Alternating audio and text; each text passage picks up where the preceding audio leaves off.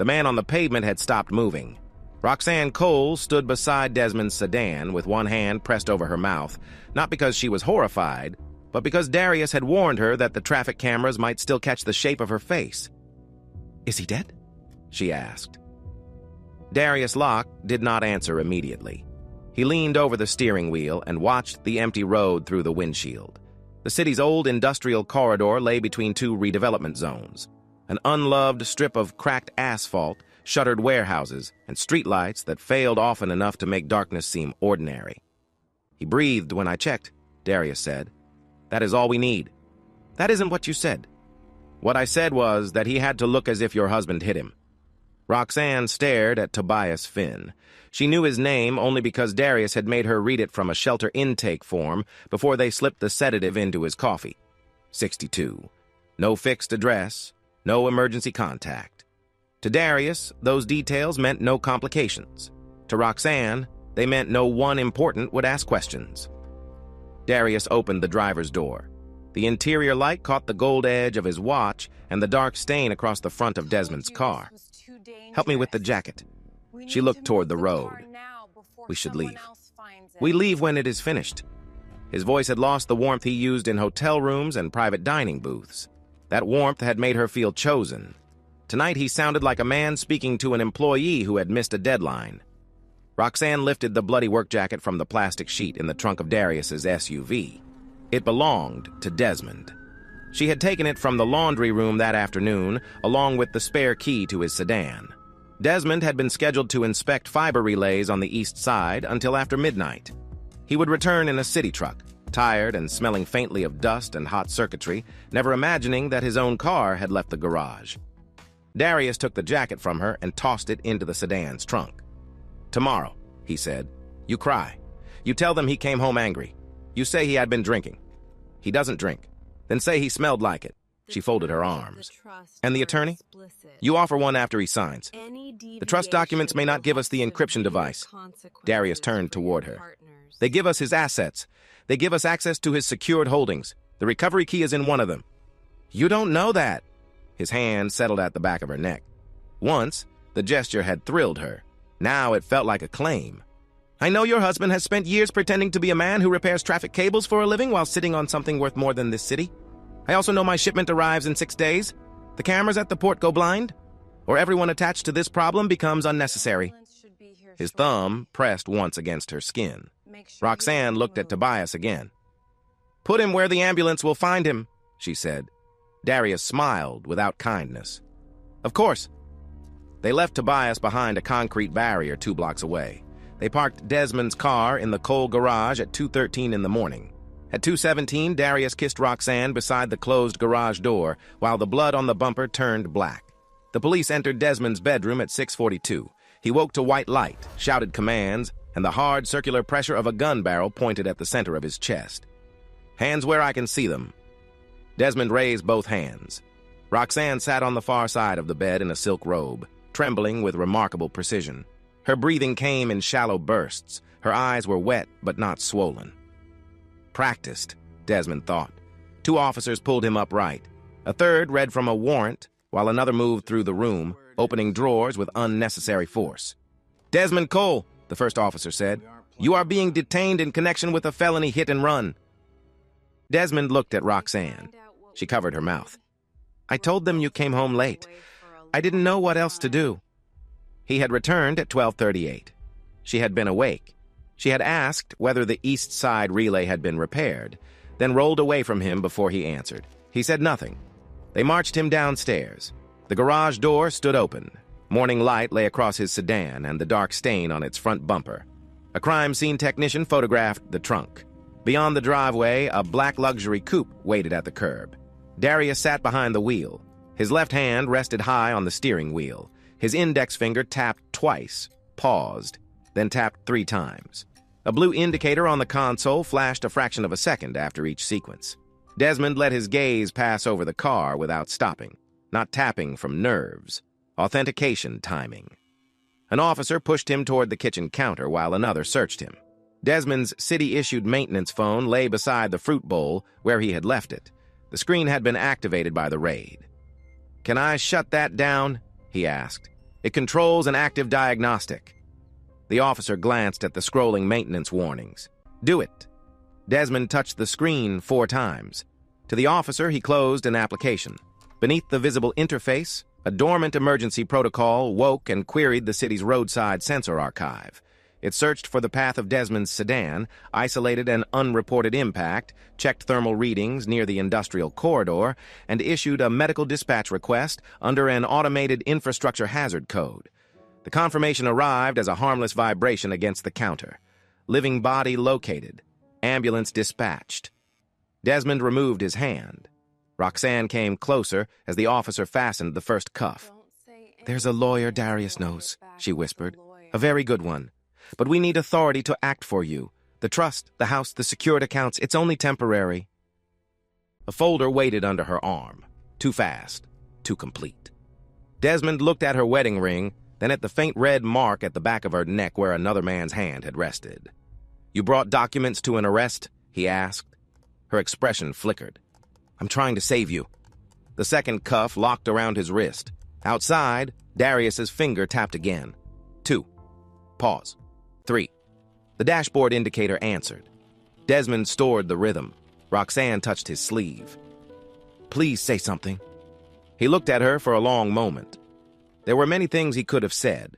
He could have asked how long she had been sleeping with Darius. He could have named the accounts she thought he did not know about.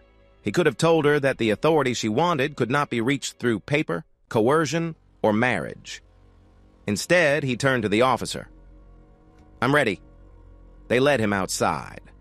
Darius watched from the coupe, smiling as if the morning belonged to him. Far across the city, an ambulance turned into the industrial corridor. The detective introduced himself as Sergeant Vale and placed a confession on the table before he asked Desmond a single question. The room was narrow, overheated, and painted a color chosen to offend no one and comfort no one. A camera watched from the ceiling. The mirrored glass on the far wall reflected Desmond back at himself.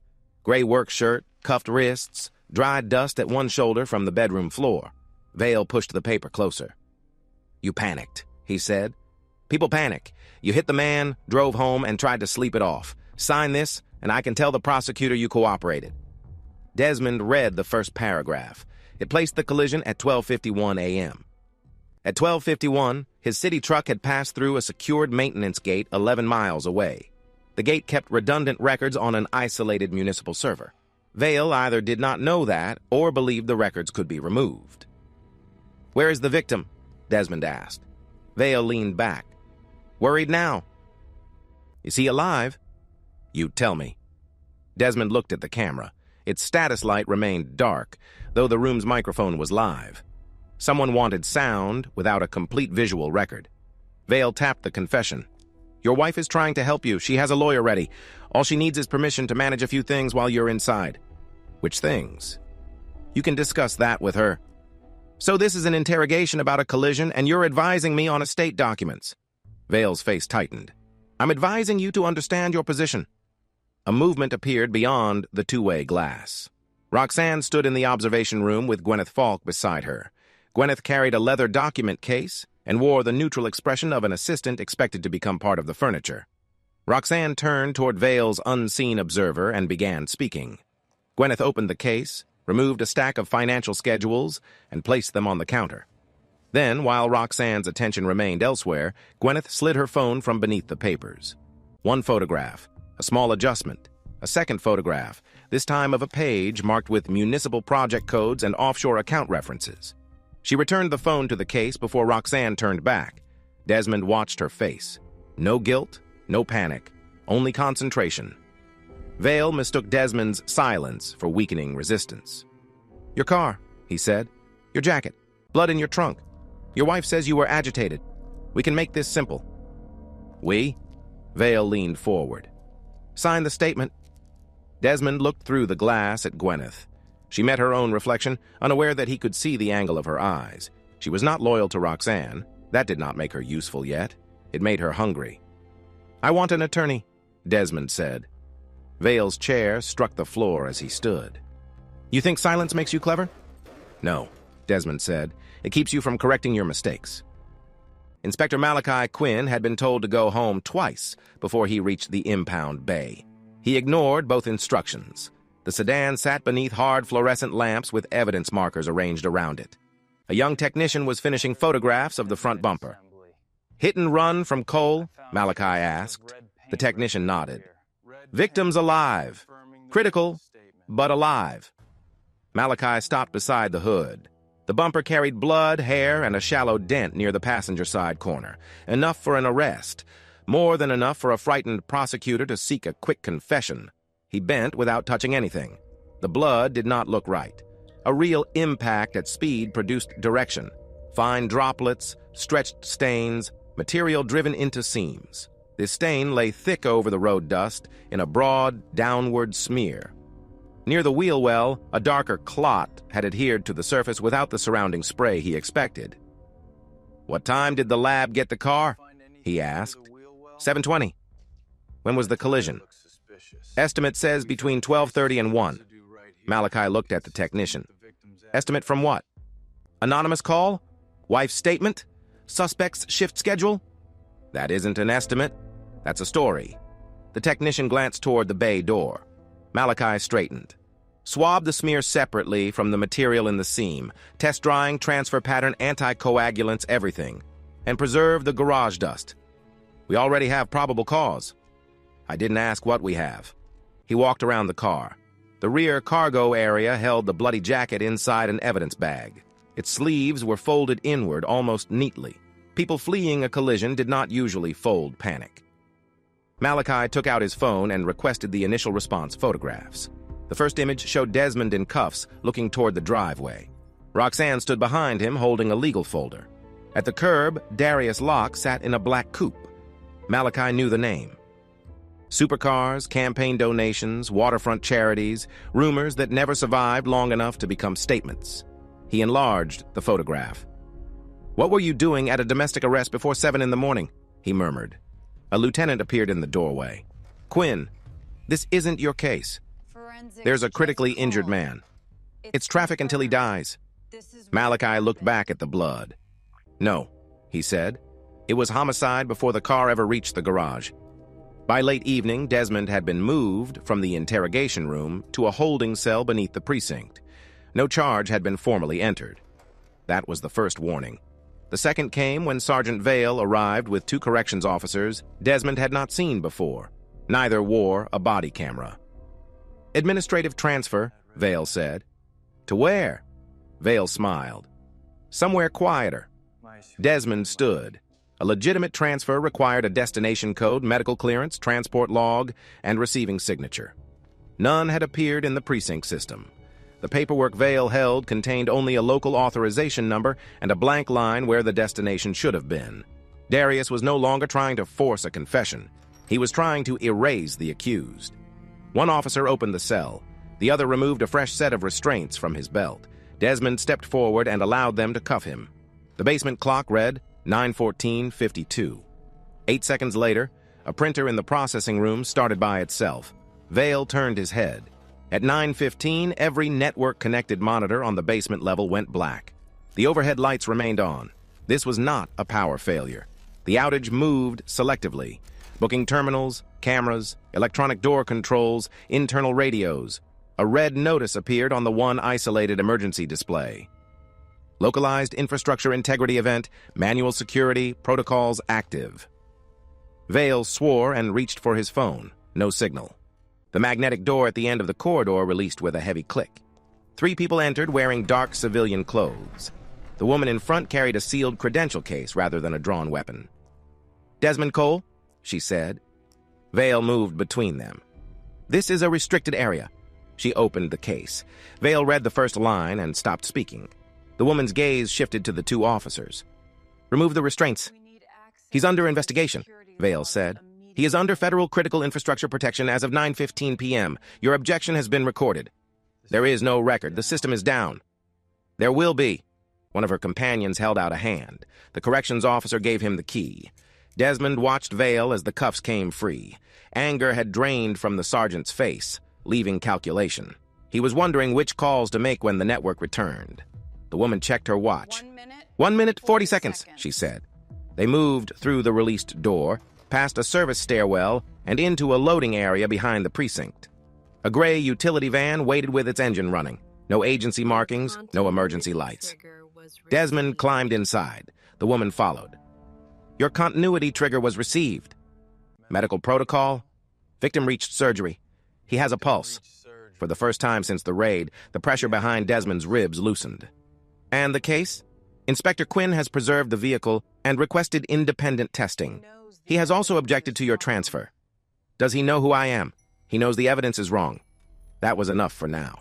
At exactly 9:18, the precinct network came back online. Cameras restarted, doors resecured, booking records repopulated from redundant storage. The transfer order that had never contained a destination now sat inside a federal evidence hold, copied beyond Vale's reach. The van turned into ordinary traffic. The woman across from Desmond closed the credential case.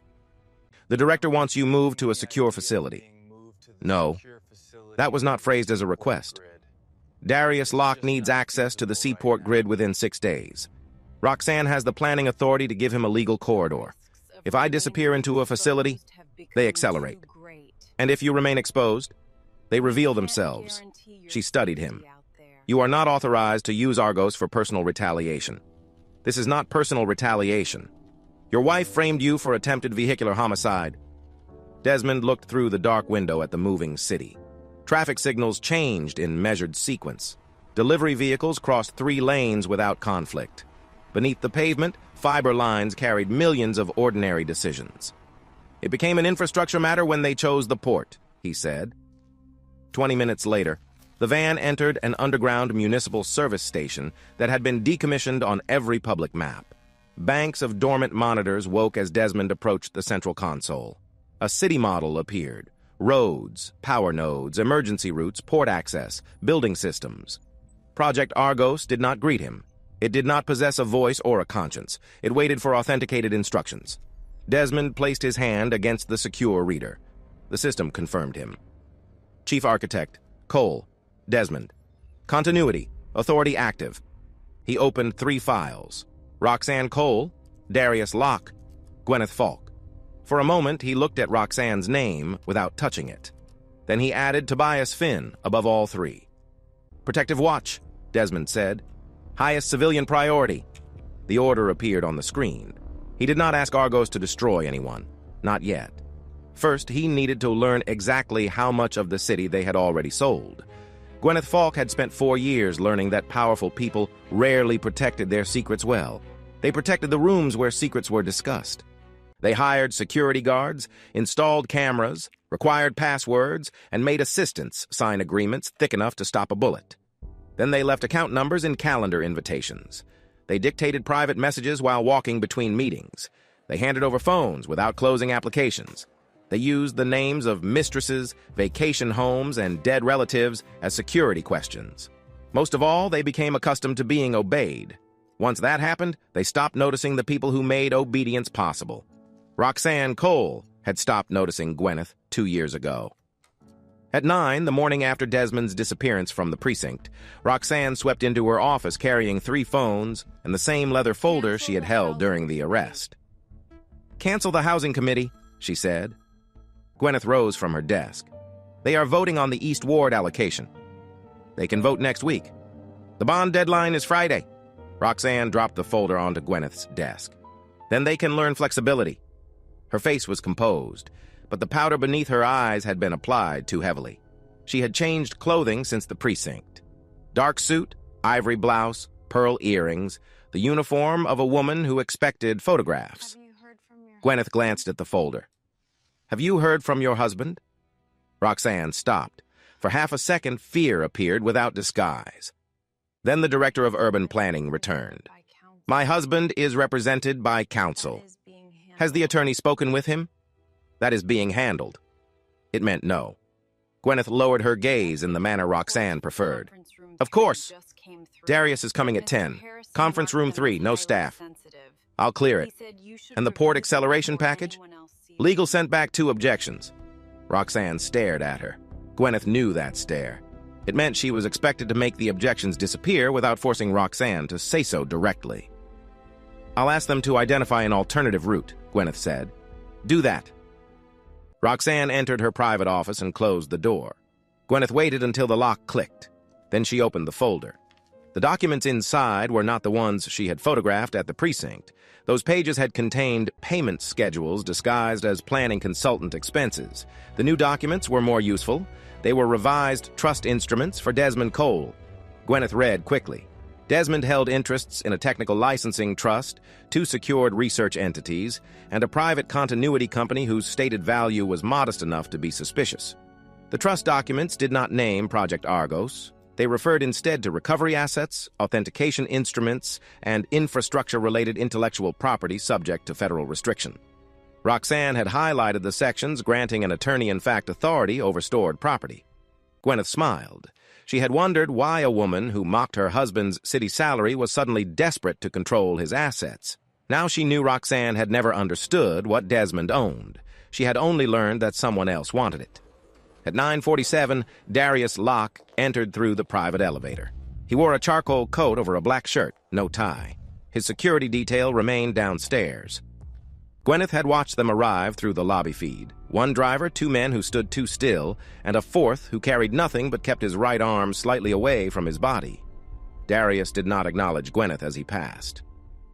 Conference Room 3 had no city recording system. Roxanne had ordered it disconnected months earlier, officially because donor discussions required privacy. Gwyneth had replaced the failed tabletop controller herself. During the repair, she had discovered that the wall display retained a local diagnostic microphone. She did not turn the microphone on. Recording Darius would create evidence against her as easily as it created leverage against him. Instead, she entered the room before the meeting and left a printed port schedule on the side cabinet. Beneath it, she placed a slim wireless storage tile configured to capture documents sent to the display. At 10 precisely, Roxanne entered. Darius followed and closed the door. Gwyneth returned to her desk. 11 minutes later, the storage tile began transferring files. She watched their names appear on her tablet. Port camera maintenance window, customs override sequence, container reassignment, then one labeled private ledger, RLC. Gwyneth's fingers stopped above the screen. She copied everything. Through the frosted glass, Roxanne's shadow crossed toward Darius. His remained still. Their silhouettes touched. So that was confirmed, too. Gwyneth had suspected the affair for months. Roxanne had begun scheduling unexplained lunches. Darius's gifts arrived without invoices. Once, Gwyneth had found a hotel key card tucked inside a municipal zoning report. Roxanne had blamed the hotel. At 10:38, the conference room door opened. Darius came out first. His expression was cold. "Tell your legal department," he said to Gwyneth, "that the maintenance closure begins Wednesday night. They require a documented safety justification." He looked at her as though she had spoken from inside a wall. "Then document one." Roxanne emerged behind him. "Gwyneth will handle it." Darius's gaze remained on the assistant. For one unpleasant moment, Gwyneth wondered whether he had noticed the storage tile. Then he looked away. "See that she does." He entered the private elevator. The doors closed. Roxanne adjusted one pearl earring. "Remove the word provisional from the gala materials. The investment target is $100 million. The fund has not been authorized. It will be. The donor disclosures. Do you need every instruction repeated? No. Then stop behaving as if you do." Roxanne returned to her office. Gwyneth waited until noon.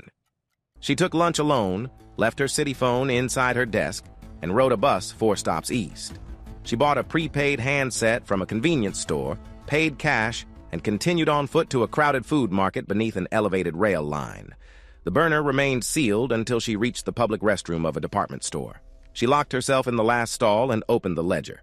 The laundering structure spread across 12 entities: consulting companies, housing subcontractors, vehicle import affiliates, and charitable foundations. Money entered through inflated municipal contracts, moved into shell accounts, then returned through Darius's companies as loans and private investment. Roxanne's personal share was smaller than Darius's, but not small enough to deny. Gwyneth took selected photographs, not enough to expose the entire structure, enough to prove she had it. She composed the message. "I have the RLC ledger, port schedules, and account paths. $3 million. Instructions will follow. Do not contact Roxanne." She studied the words. Threats failed when they sounded emotional. She removed a sentence about law enforcement. Darius knew what exposure meant. She attached 3 cropped images and sent them to the encrypted number she had copied from Roxanne's secondary phone.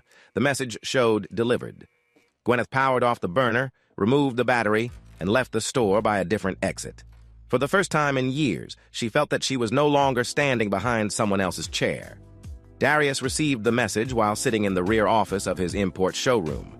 A red supercar rotated slowly beyond the glass wall. Music played through hidden speakers. On the main floor, a salesman explained handcrafted leather to a customer who had arrived in a leased sedan. Darius enlarged the first image. RLC, Roxanne Lenora Cole. The account path was genuine. He called his communication specialist. Trace the sender. The device is dark. It was active 3 minutes ago. We can query the carrier intercept. How long? If it stays dark, we work from the initial tower handshake. 5 minutes for a probable sector. I need a door. 10. Darius ended the call. He did not contact Roxanne. If she had tried to extort him, she would not have warned him not to contact her. Roxanne wanted reassurance too badly. She always needed to hear that the risk was temporary and the reward inevitable. The assistant was different. He had seen the way Gwyneth watched a room, never directly. Reflections, screens, polished surfaces. She counted who entered and who left. Darius dialed another number. 2 people, he said, quietly. Who? Gwyneth Falk. Retrieve anything? Her phone, computers, storage devices. And her? Darius looked through the glass at the rotating car. Nothing that requires a second visit. In the underground service station, Argos displayed no dramatic warning. A small amber marker appeared beside Darius Locke's communications profile. Desmond opened it. An encrypted number associated with Darius had received a brief transmission from a prepaid handset. 97 seconds later, a compromised carrier interface connected from one of Darius's known logistics sites and began querying location data. Argos could not read the message.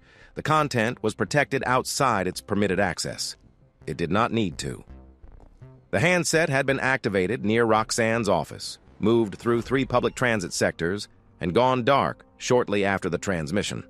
The carrier query had narrowed toward Gwyneth Falk's residential district. Desmond considered the sequence. Gwyneth had copied Roxanne's records. Darius had begun locating a disposable phone. That did not prove blackmail. It did establish urgency.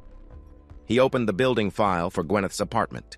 38 floors, networked fire suppression, smart elevator recall, exterior maintenance rails, electronic access on the primary stairwells. The residential system was privately operated, but connected to the city emergency network by law. Desmond requested the latest diagnostic report. The building answered. He looked at the estimated travel time from the showroom to Gwyneth's address. Then he stood and reached for his maintenance coat. Gwyneth knew someone had entered her apartment because the hallway light was off. It was a small thing. The building's lights were motion-sensitive, and the fixture outside her door sometimes took a second to wake. Tonight it did not wake at all. She stood 6 feet from the lock with her grocery bag hanging from one hand. The corridor behind her was empty. The elevator doors had already closed. She placed the bag silently on the floor. Her first thought was Darius. Her second was that she had overestimated herself so completely that the mistake felt physical. Gwyneth backed toward the elevator and pressed the call button. No response. The fire door at the far end of the hallway opened. A man stepped through wearing a dark cap and a delivery jacket. He carried no package. Gwyneth ran. She reached the corner before the apartment door opened behind her. A second man emerged from inside. The one by the fire door accelerated. Gwyneth drove her shoulder into the stairwell release bar. Locked. Emergency doors were not supposed to lock from the residential side. She hit it again. The man caught her coat. Gwyneth twisted, abandoning one sleeve, and drove her elbow backward. It struck something hard enough to hurt her arm and not hard enough to stop him. The second man seized her wrist. "Where is the phone?" She kicked his knee. He forced her against the wall. The delivery jacket opened. Beneath it, he wore a close-fitting vest and a knife secured flat against his chest. "Where is the ledger?" "I don't know what you're talking about." He drew the knife. Gwyneth stared at the blade and understood that every clever answer she had prepared existed for a negotiation Darius had never intended to hold. The emergency alarm sounded. Not a bell. A low mechanical pulse followed by a recorded instruction. "Chemical fire detected. Remain in place. Suppression active." The ceiling vents opened. White foam struck the corridor with the force of a broken pipe. The man holding Gwyneth lost his footing. His shoulder hit the wall. Foam filled the space between them, dense enough to blind without blocking air. The knife scraped past Gwyneth's throat. She felt a line of heat beneath her jaw. Then the lights went out. Emergency strips ignited along the floor. The second man shouted into a radio, "Stairwell team, move!" A distant metallic crash answered. The elevator display flashed. Emergency recall basement. Inside the elevator, 2 additional men felt the car descend at maximum controlled speed.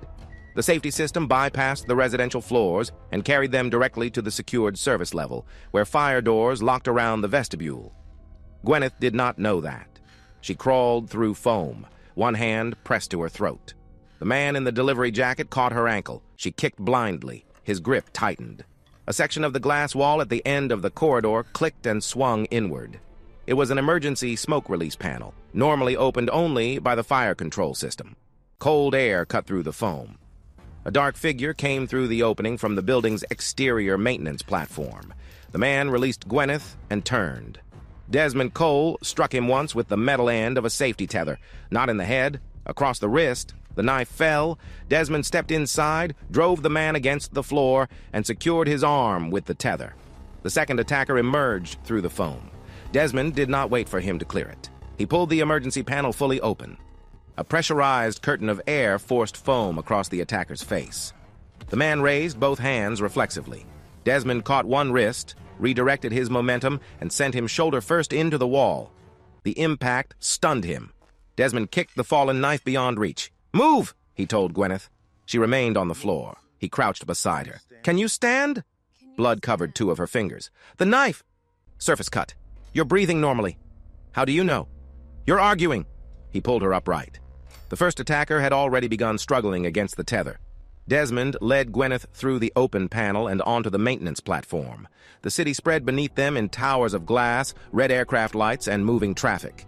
The platform was narrow enough that Gwyneth's knees weakened. "You came through the window." "Emergency panel. We're 31 floors up." "That does not change what it is." The maintenance platform descended along the exterior rail. Above them, the foam system shut down corridor by corridor. Building security received instructions to remain at the lobby until police arrived. The trapped elevator held at the basement under emergency recall. Gwyneth gripped the railing. "You knew?" "I knew Darius was locating a prepaid device associated with your movements." "You tracked me." "I tracked him." "That distinction is supposed to comfort me?" "No." The platform stopped at the 28th floor mechanical terrace. Desmond opened a service door. Inside, pumps and ventilation equipment filled a concrete room with steady noise. A medical kit waited on a workbench. He cleaned the cut beneath Gwyneth's jaw. It was shallow, but close enough to her throat that she could not stop looking at the blood on the gauze. "What happens to them?" she asked. "Building security will find 2 upstairs and 2 in the basement. Their weapons and communications equipment will be preserved for Inspector Quinn." "You know the detective?" "I know he notices evidence." Gwyneth studied Desmond's face. Roxanne had described her husband as a man without drive, a man satisfied with maintenance shifts, city benefits, and a house that Roxanne considered too small. Gwyneth had accepted that description because it matched his clothes and title. Now Desmond stood in a mechanical room, 30 floors above the street, calmly packing bloodied gauze into a disposal bag, while an entire building obeyed him. "What are you?" she asked. What are you? "A person Darius failed to kill." "That isn't what I asked." "It is the answer you need." Gwyneth swallowed. "Are you going to turn me over to the police?" "For blackmail." Her eyes narrowed. "I didn't tell you what I did." "You copied Roxanne's financial records in the observation room. Today you activated a prepaid device, contacted a number used by Darius, and caused his people to query your location. Blackmail is the most economical explanation." "You don't know the amount." "No." $3 million. Desmond closed the medical kit. "That was ambitious." "You think this is funny?" "No. I think you confused information with power." She looked toward the service door. "What do you want?" "You will return to work tomorrow." Gwyneth laughed once. It sounded unsteady. "Darius sent 4 men to kill me. He cannot know they failed before you return. He'll know when they stop answering." Their devices will continue moving for another hour. Their vehicle will leave the building garage. By the time Darius recognizes the deception, you will have contacted Roxanne and told her you were ill tonight. You can make their phones move? I can make Darius believe they are moving. What happens when he asks them to speak? He already believes operational silence protects him. Gwyneth's fear shifted, making room for calculation.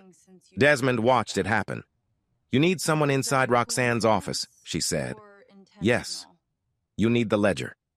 I need the original records, authorization paths, and evidence that can survive a court challenge. Your photographs establish direction. They do not establish custody.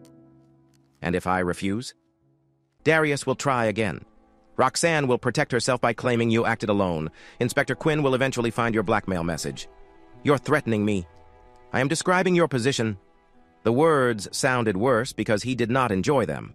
Gwyneth looked at the maintenance machinery around them. You could have let them kill me. Yes. Why didn't you? Because Darius decided your life was disposable. That matters to you. It did when he chose Tobias Finn. She did not recognize the name. The man they used to frame you? The man they tried to erase? Gwyneth lowered her eyes. Desmond took a clean bandage from the kit and handed it to her. I will not ask you for loyalty, he said. You do not have any to offer. I will ask for accurate information and specific actions. In return, Darius will not reach you. And Roxanne?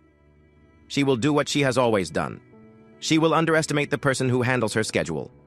Gwyneth pressed the bandage beneath her jaw. What do I tell her? The truth. Edited for usefulness. You became ill. You missed her calls. You will be at your desk in the morning. And the ledger? You will not remove it. I already copied it. Then you will help Inspector Quinn find the originals without exposing yourself before he can protect the evidence. Gwyneth stared at him. You've planned all of this. No. The answer unsettled her more than another display of certainty would have. Desmond continued, I planned for Darius to respond violently. I did not know where or when. Systems provide probabilities. People choose the damage. The service room phone rang. Desmond answered. He listened for several seconds. Understood. He hung up. What? Gwyneth asked. The men in your apartment had photographs of you, Roxanne, and Inspector Quinn. Gwyneth's hand tightened around the bandage. Why Quinn? Because you were not Darius's only problem. Gwyneth returned to work wearing a high-necked blouse and a thin strip of medical adhesive beneath her jaw. Roxanne noticed the blouse. She did not notice the way Gwyneth paused before entering rooms. You look ill, Roxanne said. Food poisoning. You should have answered your phone. I spent most of the night in the bathroom. Roxanne grimaced, not out of concern, but because physical weakness offended her. Darius's people are looking for you. Gwyneth set Roxanne's coffee beside the keyboard without spilling it. Why? He claims you mishandled a file. Which file? If I knew, I would not need you to ask. Gwyneth kept her expression neutral. I'll contact his office. No. You will not contact him directly. The speed of the answer told her that Darius had not mentioned the blackmail. He was containing the embarrassment. Roxanne turned her monitor toward Gwyneth. The Seaport acceleration package was open. Legal approved the emergency maintenance closure, Roxanne said. They objected yesterday. They reconsidered. Gwyneth read the authorization. The objection had not been resolved. It had been bypassed using Roxanne's emergency planning authority and a public safety justification created after midnight. Wednesday, 11:40 p.m. through Thursday, 4:10 a.m. Camera maintenance, automated container rerouting, restricted custom staffing, the corridor Darius needed. The gala is Wednesday evening, Gwyneth said. I am aware of my own calendar. You'll be at the hotel when the port closure begins. That is why competent staff exist. Roxanne's phone vibrated. She read the message and went still. Is something wrong? Gwyneth asked. No. Roxanne turned the phone face down. Gwyneth had seen the preview. Where are they? Darius did not know where his hitmen were. Desmond had been right. For the moment, Darius did not know whether they had failed, fled, or betrayed him. The thought should have reassured her. Instead, it reminded her how easily Desmond had placed false movement around four men's phones. At 11:20, Gwyneth entered the records room and copied the authorization log onto a city-approved audit drive.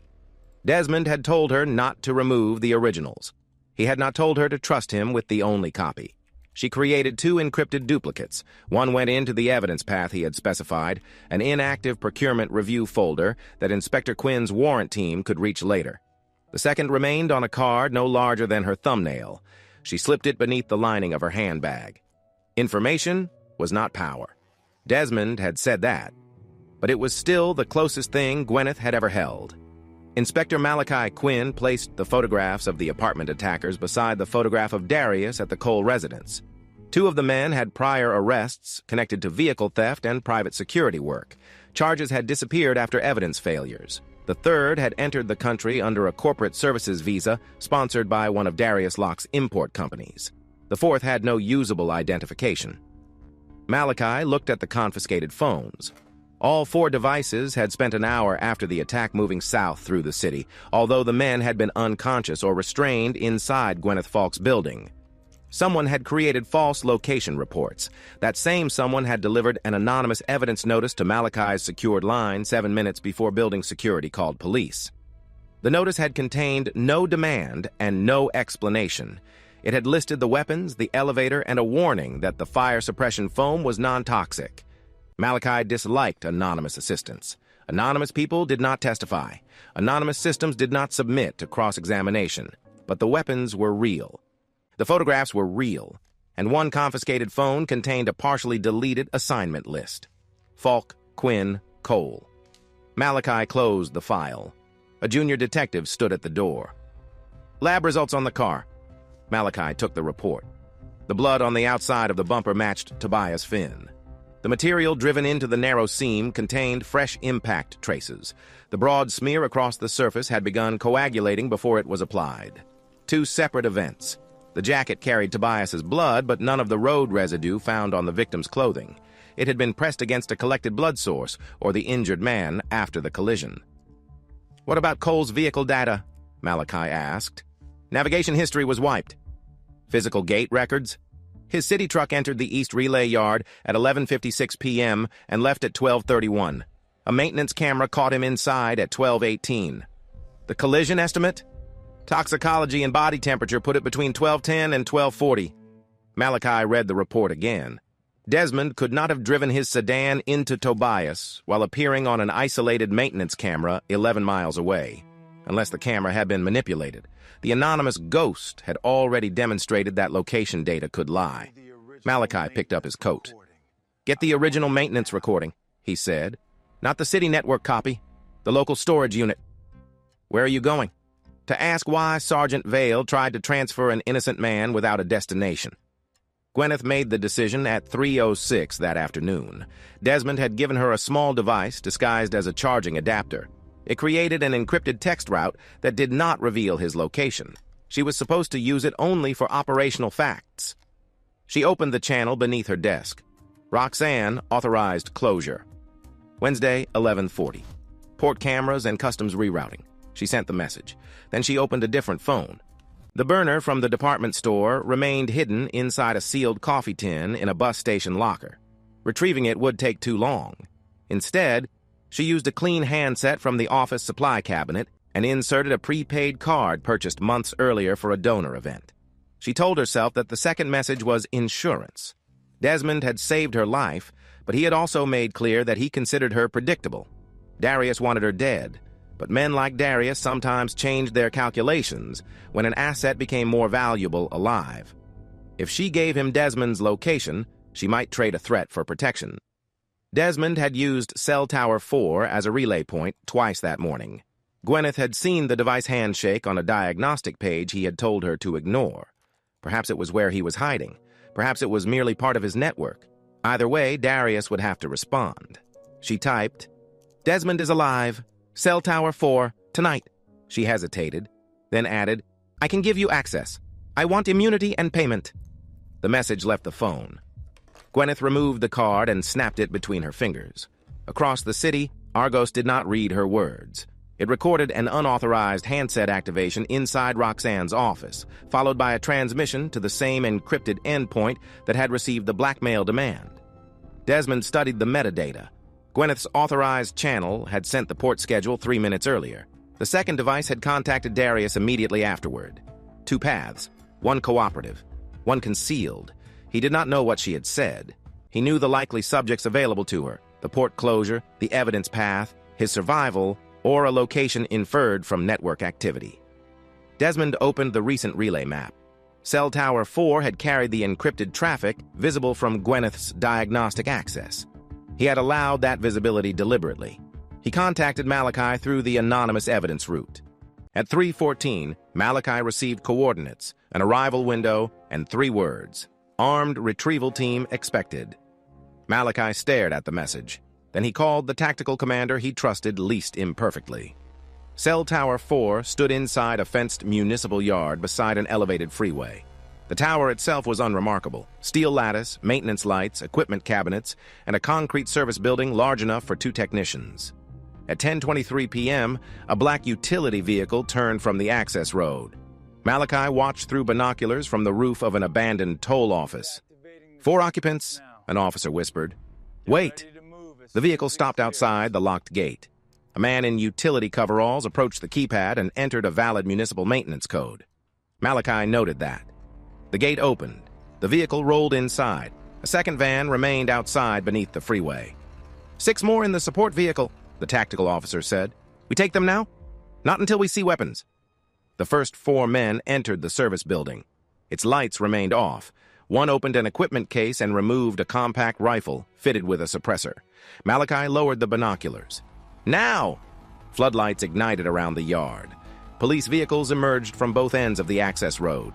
The outer van reversed and struck a barrier that had risen from the pavement behind it.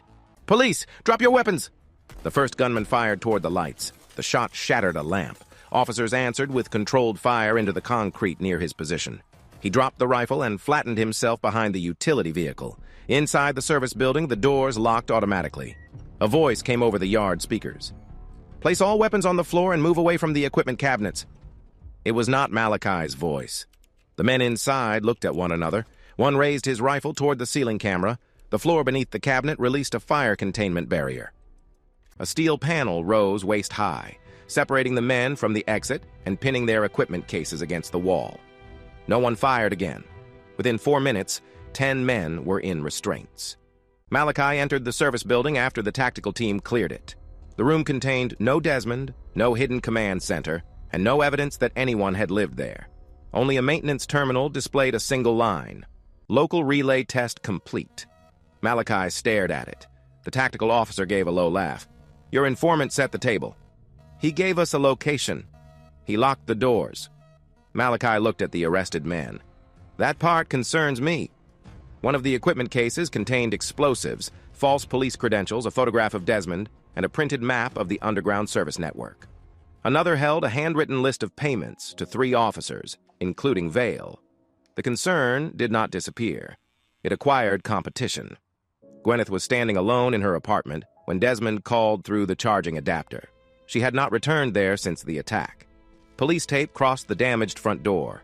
The hallway carpet had been removed where the foam had soaked through. She had come only to collect clothing. "You sent him to Tower 4, Desmond said. Her hand tightened around the device. "You can read messages now?" "No." "Then you don't know that. Darius sent 10 armed men to a location visible only through a diagnostic path you accessed this morning." Gwyneth looked at the dark window. "Were you there?" "No." She closed her eyes. "You used me. I created an opportunity to determine whether you would open a second channel. And if I hadn't, Darius's men would have found an empty tower. You knew I would. I estimated that fear and greed would outweigh gratitude." Her eyes opened. "You're enjoying this?" "No. You want me terrified of you? I want you to understand the consequence of keeping 2 masters. I don't have a master." "Then stop selling yourself to the highest threat." The sentence struck harder than she expected. Gwyneth looked around the apartment where 4 men had nearly killed her because she had demanded money from someone who believed he owned consequences. "What happens now?" she asked. "Inspector Quinn has 10 armed suspects, their equipment, and a payment list connecting Darius to corrupt officers. And me? You go to work tomorrow. That's all?" "No. Tomorrow you choose one original record that can be obtained lawfully. You place it where Quinn can find it under a warrant already supported by independent evidence." "You still trust me?" "I did not trust you before." The answer left no room for comfort.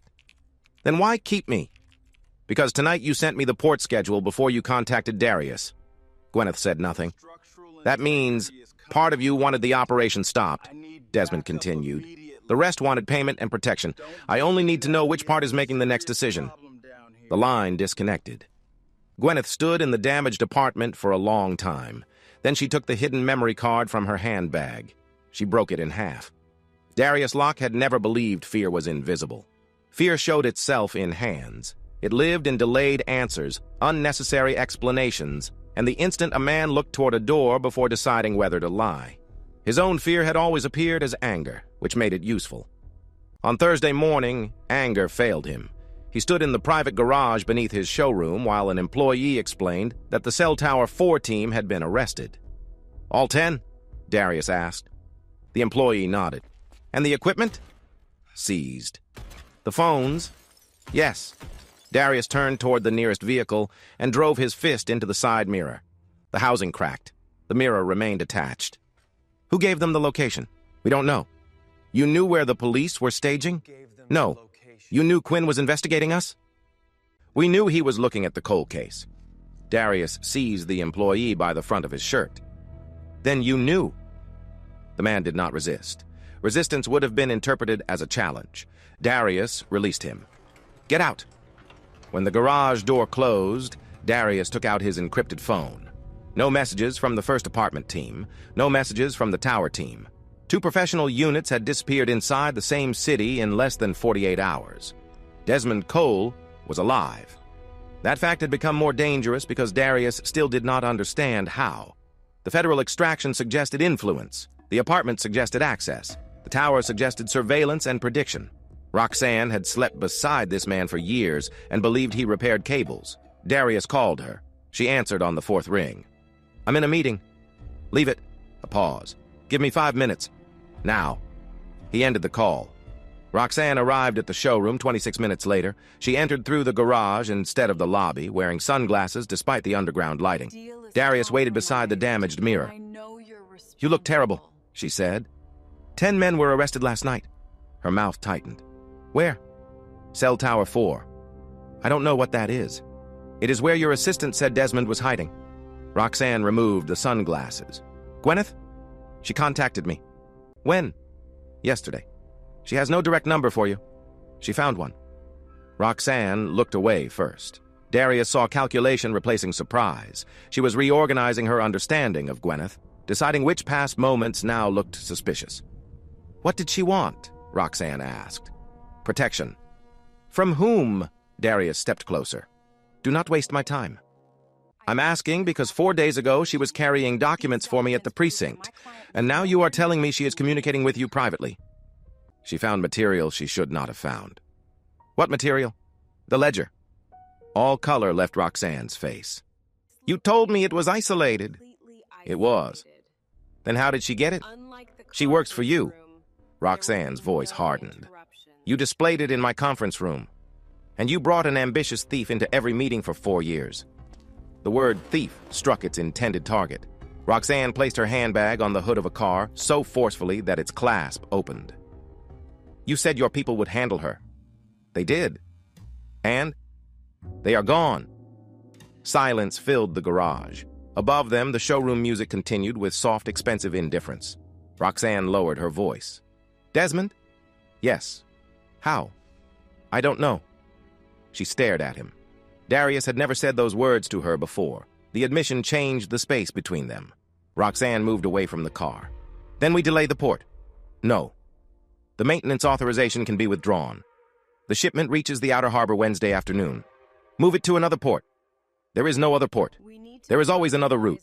Not for this cargo, not with this customs arrangement, and not after I have paid half the city to look in the wrong direction. Roxanne folded her arms. Your men have been arrested. Malachi Quinn is investigating. Desmond is alive, and whatever he controls is enough to interfere with buildings and police operations. Continuing on Wednesday is reckless. Darius laughed once. It was not amusement. It was disbelief that she had forgotten her place. You framed your husband for attempted murder, he said. You stole from housing contracts. You signed the port overrides. There is no version of this where you step away and return to your office. Roxanne's expression became rigid. You needed my authority. I still do. Then speak to me as if you understand that. He crossed the distance between them. For the first time since their affair began, Roxanne stepped back before he touched her. Darius noticed. So did she. The gala raises $100 million, he said. The maintenance window opens while every donor, city official, and reporter is watching you smile from a stage. My trucks enter the port. The cameras cycle into maintenance mode. The containers are reassigned and gone before sunrise. And Desmond? We'll be found. You have lost 14 men trying. 10 are arrested, 4 are missing. That distinction comforts you? Darius's hand moved before he decided to move it. He struck the hood beside her handbag. The sound exploded through the garage. Roxanne did not flinch. That angered him more. He is one man, Darius said. No, he isn't. Her certainty silenced him. Roxanne had lived with Desmond for 9 years. She remembered the quiet ways he had moved through the house, repairing things before she noticed they were broken. She remembered city emergencies during which he had disappeared for 30 hours and returned without explanation. Once, during a winter blackout, their street had regained power while every surrounding block remained dark. Desmond had said the grid rerouted automatically. She had believed him because the alternative required seeing him differently. What did he tell you about his work? Darius asked. Nothing useful. That is not an answer. He said he maintained traffic fiber. And you believed him. He wore a city uniform.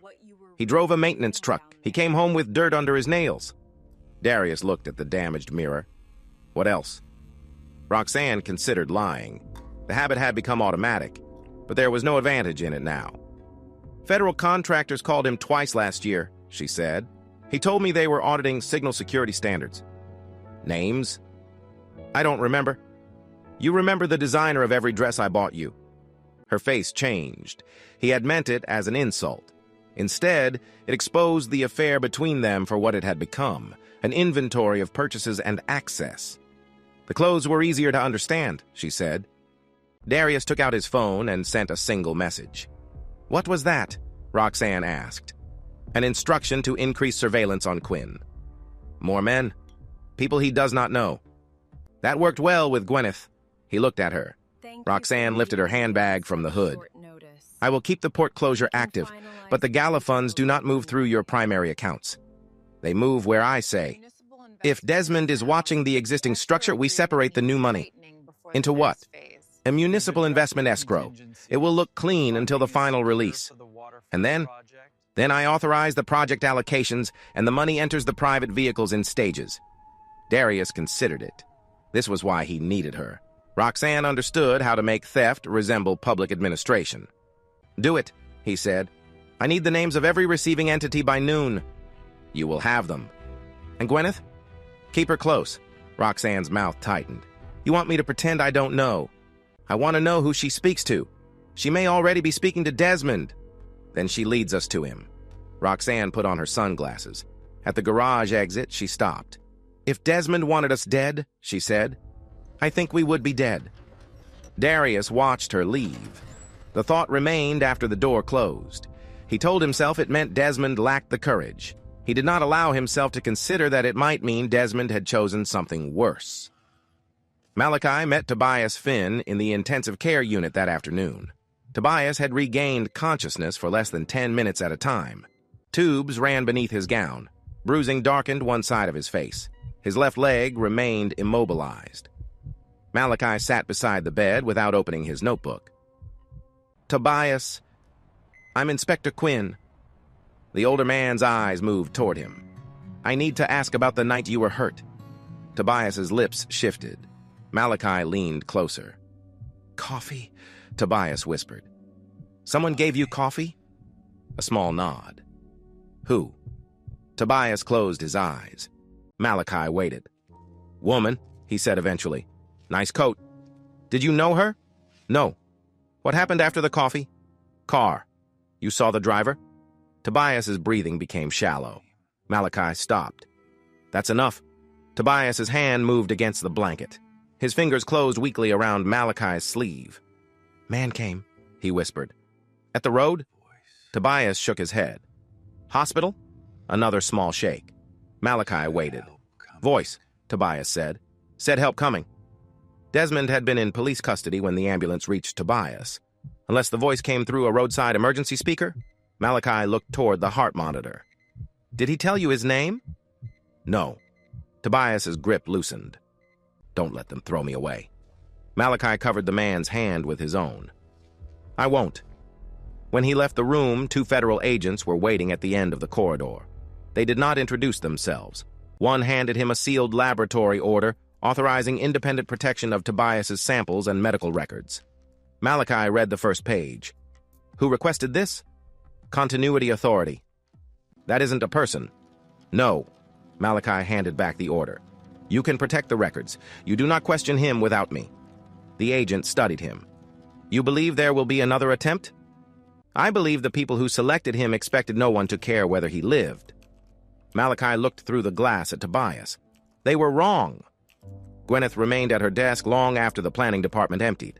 Roxanne had spent the afternoon behaving as if nothing had changed. She approved gala seating, corrected a press release, and called 3 committee members personally.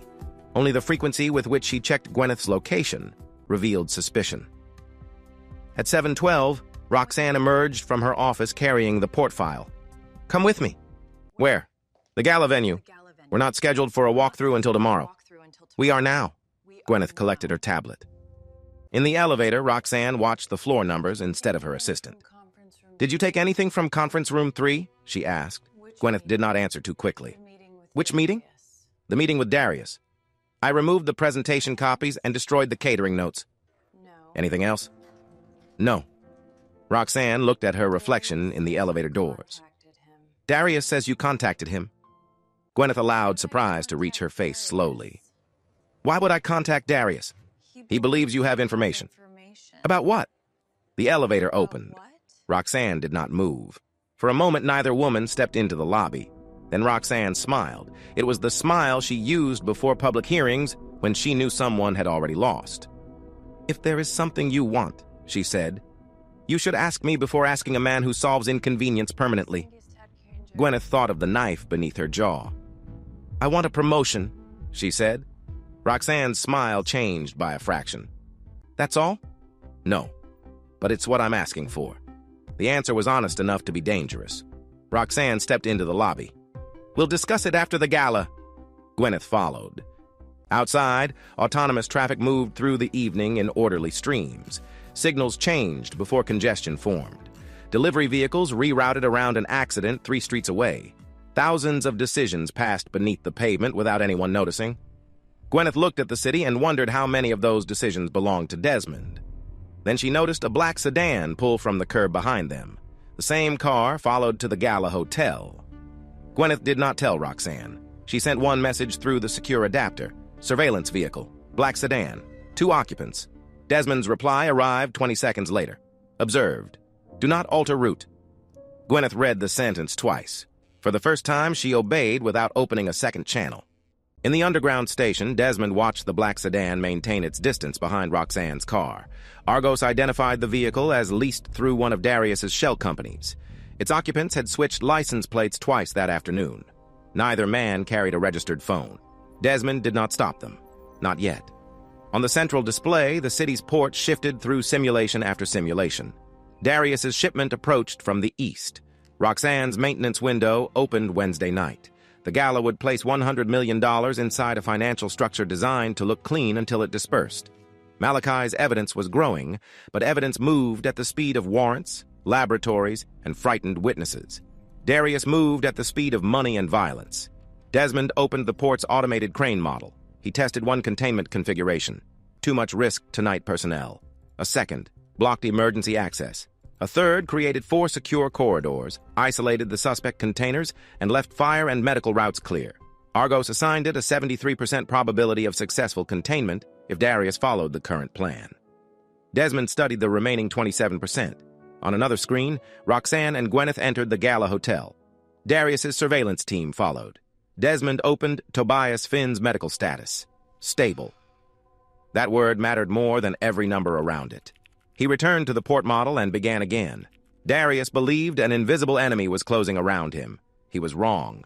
Desmond was not closing the circle. He was leaving one route open and waiting to see how quickly fear drove Darius into it.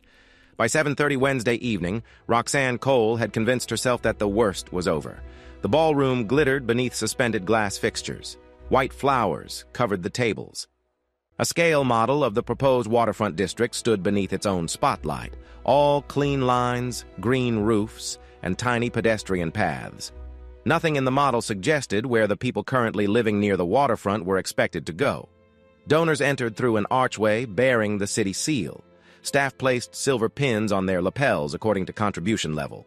Cameras waited near the stage, and a string quartet played softly enough to make every conversation sound important. Roxanne moved among them in a dark blue gown Gwyneth had collected from a designer that afternoon. The dress fit perfectly. Darius had paid for it.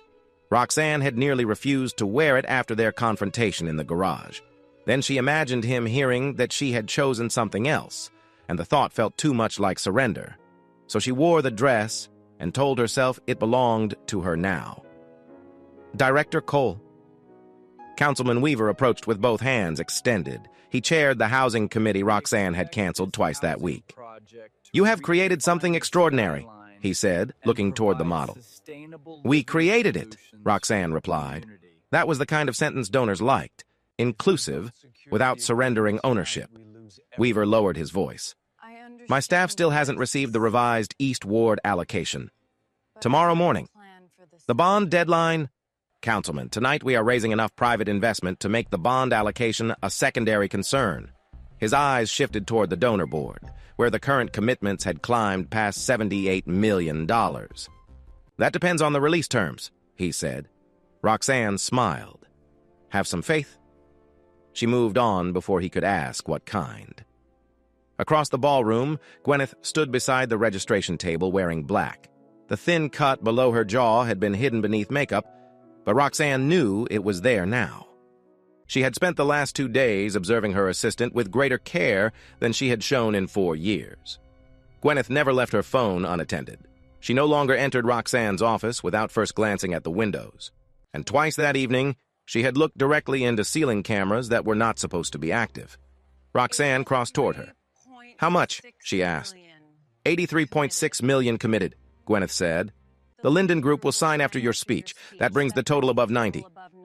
"Only 90? The remaining pledges depend on the municipal match." They were informed that the match was approved. They were informed that approval was expected. Roxanne's smile remained in place for the nearest camera. "Change expected to secured." "That would be inaccurate."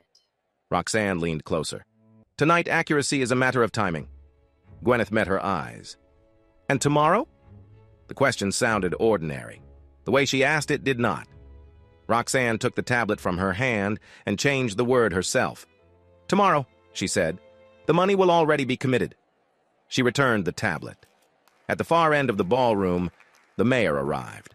Applause began near the entrance and spread through the room. Roxanne turned toward the sound. For one moment, everything aligned. The mayor, the donors, the cameras, the fund approaching 100 million, the seaport maintenance window opening in 4 hours, Darius's containers waiting beyond the outer harbor. Desmond had not appeared. No new arrests had been announced. Gwyneth remained under observation. Roxanne felt the evening settle around her like armor. Inspector Malachi Quinn watched the gala from a service corridor behind the ballroom.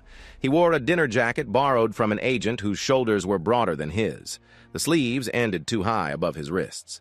He disliked the fit, the music, and the fact that every exit had been decorated to look like it was not an exit.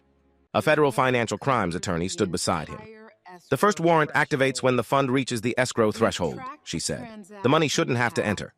It has to demonstrate the transaction path. Once Roxanne authorizes the release structure, we have the overt act." Malachi looked through the narrow window in the service door. Roxanne was speaking with the mayor. "And if the system does something clever before that?" he asked. The attorney knew who he meant. "Then we freeze it." "Can you?" "We have federal custodians inside the receiving bank." "That was not my question." She adjusted her earpiece. "Argos does not possess authority to finalize restitution. But it can show people where the money came from." "Yes." Malachi continued watching Roxanne. The investigation had expanded rapidly after Tower 4. The payment list had led to warrants. Those warrants had produced original invoices, private messages, and 2 municipal accountants willing to cooperate after learning Darius had ordered Malachi's death. Gwyneth's hidden procurement file had provided the authorization path.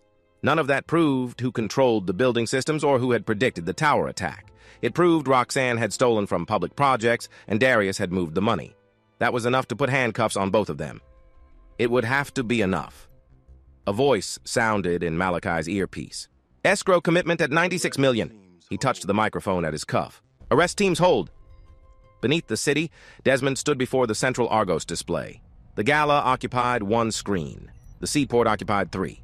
Tobias Finn's medical status remained in the upper left corner, where Desmond could see it without opening another file. Stable. The word had not changed. Gwyneth's evidence had given Malachi the original authorization sequence. Federal subpoenas had confirmed the money path. Desmond had not altered a single official record. He had reorganized copies. On the gala's presentation server, each financial transaction had been matched with a public contract, a receiving account, and the project from which the money had been removed. The audience would not see accusation. They would see movement. A federal attorney's authorization token appeared. Evidentiary display approved. A second notice followed. Restitution escrow freeze authorized upon release attempt. Desmond looked at the ballroom feed. Roxanne was walking toward the stage. He initiated the display protocol. The applause rose before Roxanne reached the podium. She placed both hands on its edges and waited for the cameras to settle. Behind her, the giant screen displayed an animated rendering of the waterfront district. Sunlight moved across buildings that did not yet exist. Children ran through a park designed by people who would never use it. Cities are promises, Roxanne began. The room quieted. They are promises we make to one another about what kind of future we are willing to build. Gwyneth stood beside the stage entrance. Malachi watched from the service door. Desmond listened from underground. Roxanne continued. For too long, public ambition has been limited by public hesitation. Tonight we are proving that leadership and private investment can move faster than bureaucracy, faster than doubt, and faster than those who tell us meaningful change must always wait. The donor total appeared on a small monitor built into the podium. 99th is $750,000. Roxanne smiled. We are 0.25% away from making history. A man at the Linden table stood and raised his pledge card. The room applauded. The total changed. $100,000. For a second, Roxanne saw exactly the future she had planned. Then the screen behind her went black. The waterfront disappeared. A single white line replaced it. Public housing allocation, $400,000. A second line appeared. Transferred to Ashbury Consulting Group, a third. Services verified, none. The applause died unevenly. Roxanne turned. New lines appeared beneath the first. Orphan Transitional Housing, $200,000 transferred through Lock Mobility Foundation, Final Destination, RLC Holdings. Someone near the front said her name, not as praise. The screen divided into columns. Money moved through them in clean animated paths. City accounts to contractors, contractors to foundations, foundations to import companies to private holdings. Each path ended beside a date, authorization number, and signature. Roxanne's signature. Darius's companies. The numbers advanced. 4 million, 11 million, 32, 67. The screen stopped at $100 million. Not the gala fund alone. The total amount already stolen, laundered, or positioned for release. Roxanne faced the audience. This presentation has been compromised. No one moved. The figures are fabricated, she said. Security needs to disconnect the network. The ballroom lights remained on. The doors remained open. No one was trapped. The system was not holding them. The evidence was. Councilman Weaver stood from his table.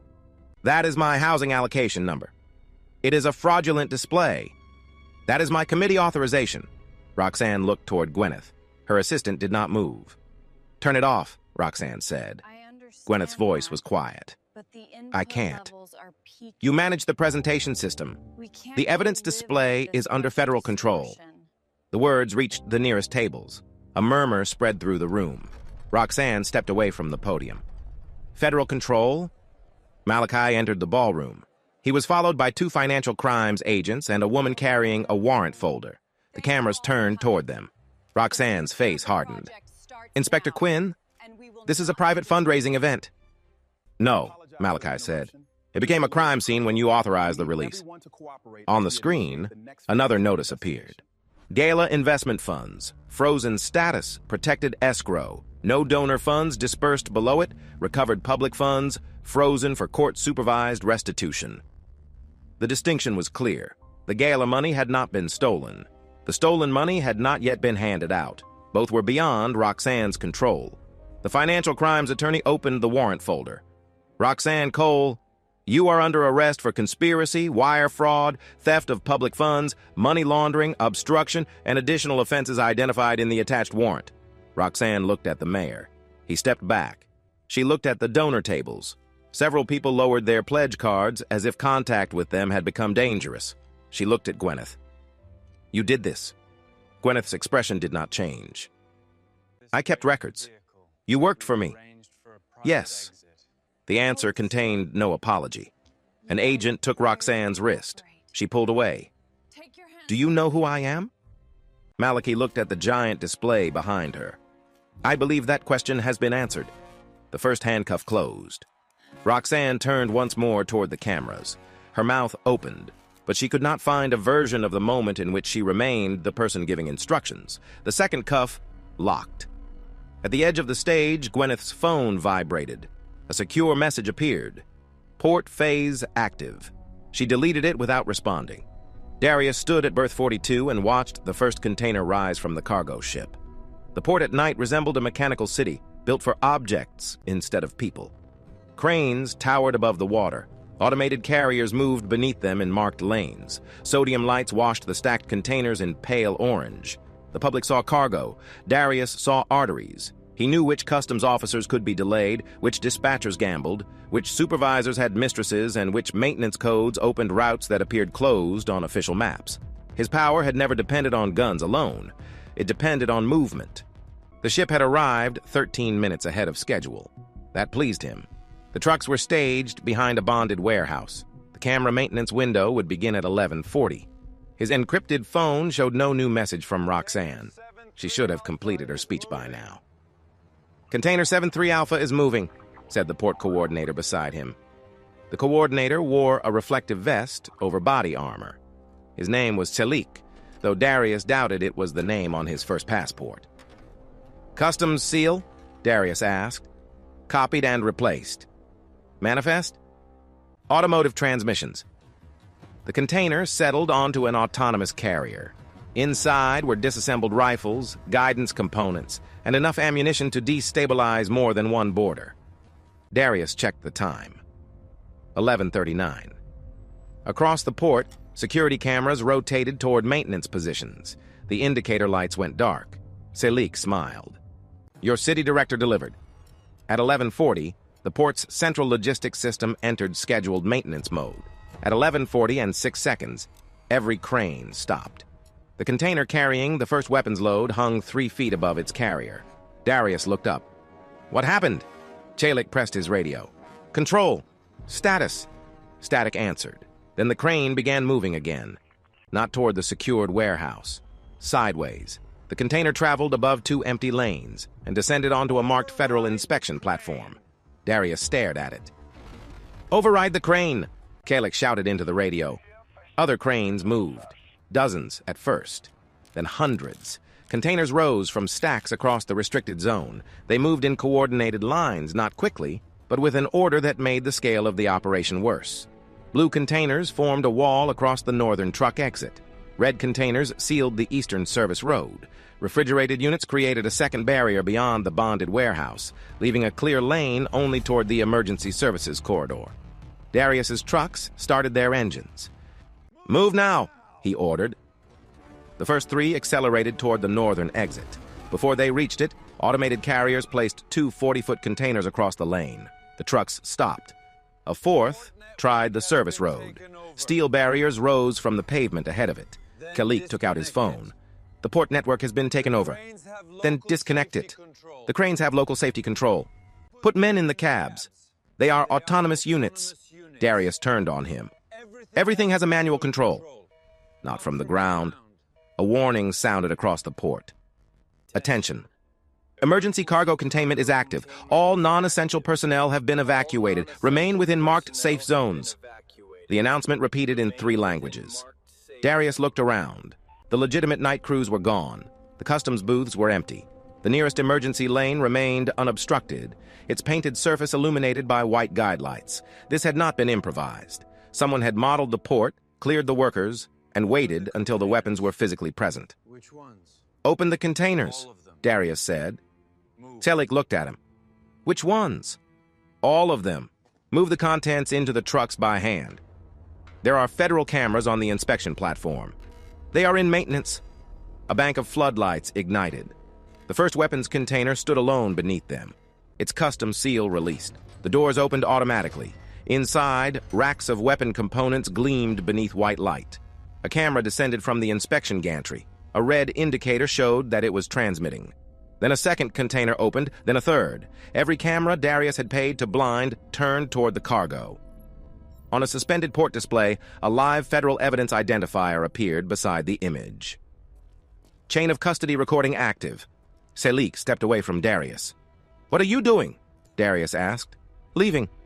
Darius pulled a pistol from beneath his coat. Selig stopped. "If you walk away," Darius said, "you won't reach the gate." Selig looked toward the walls of containers. "What gate?" Sirens sounded beyond the port perimeter. Darius raised his encrypted phone. No signal. He moved toward his armored SUV and climbed inside. The vehicle's dashboard lit normally, but its navigation system displayed every road in red. Containment zone. Route unavailable. He struck the screen. A new image replaced the map. The gala ballroom. Roxanne stood on stage in handcuffs. Darius froze. The live broadcast had no sound. It did not need any. Behind Roxanne, the flow of funds moved across the giant screen. His companies, his accounts, his name, the $100 million positioned through the gala fund and existing laundering structure had been frozen. Darius opened his banking application. Account access, restricted. A second account, restricted. A third, balance unavailable. The dashboard screen returned to the containment notice. Selig had reached the emergency lane. Darius lowered the pistol. The sirens grew louder. "Secondary vehicles," he said into his radio. "Break the western fence." A driver answered. "The western lane is blocked." "Then ram it." "With what?" Darius looked through the windshield. Containers surrounded the truck fleet in staggered rows, not a random pile. A maze designed to absorb momentum, deny straight acceleration, and keep every vehicle within camera coverage. The cranes made one final movement. 4 containers descended behind Darius's SUV. The last open route closed. In the underground station, Desmond watched the port enter federal custody. Argos displayed the position of every crane, carrier, emergency lane, and known person inside the zone. The containment probability had risen from 73 to 91% after Darius ordered his first trucks toward the northern exit. No civilian injuries, no crane load violations, no occupied vehicle crushed or overturned. Desmond had left the emergency corridor open for anyone willing to abandon the cargo and walk toward law enforcement. Several drivers had already done so. Darius remained inside his SUV. A federal operations officer spoke through the secure channel. "Visual confirmation on the weapons. We have 3 open containers and scanning on 4 more. Do not open the guidance component units until the explosive team arrives," Desmond said. "Understood. Maintain emergency access." "We have it." On another screen, Roxanne was being placed inside an unmarked federal vehicle. She looked smaller than she had on the stage. Desmond closed the gala feed. For 9 years, he had watched her enter rooms as if everyone else had been waiting for permission to exist. He had believed that one day she might become tired of measuring the world by rank. Instead, she had chosen a man who measured it by price. Desmond felt no satisfaction in the handcuffs. Not yet. There was only an old pressure beneath his sternum, and the knowledge that she had helped put Tobias beneath a moving car. The federal officer spoke again. "Locke is attempting external communication." Desmond opened Darius's contact network. "He will call the people he purchased," Desmond said. "Do we block him?" "No." The officer hesitated. "You want the calls to connect?" "I want the attempts recorded." Darius called the police chief first. Chief Adrian Bell had accepted money for 6 years, not directly. Direct payments were for amateurs. Darius had financed a consulting contract for Bell's brother, arranged a property purchase through a friendly lender, and provided a vehicle that technically belonged to an import subsidiary. Bell answered on the first ring when Darius called from a recognized, secure number. Tonight, the line did not ring. It displayed connecting for 3 seconds, then failed. Darius tried again. On the second attempt, the screen showed a new notification. Contact attempt logged. He stared at it. That message did not belong to his phone. He called Councilman Weaver. Another failure. Contact attempt logged. He called Deputy Port Director Salazar. The line connected for half a second. Darius heard breathing. Then Salazar ended the call. "Coward," Darius said. A text arrived from an unknown number. "Check your other phone." Darius carried 3 devices. He took the second from the glove compartment. 7 unread messages waited. One from Bell.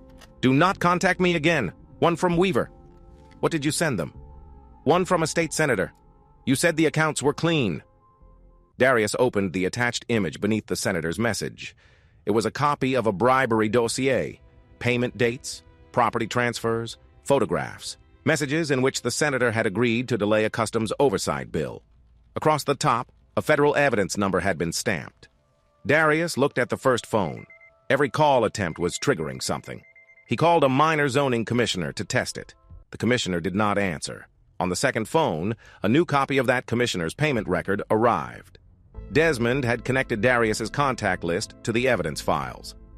Each time Darius reached for help, he exposed the person he called. He threw the first phone onto the passenger seat.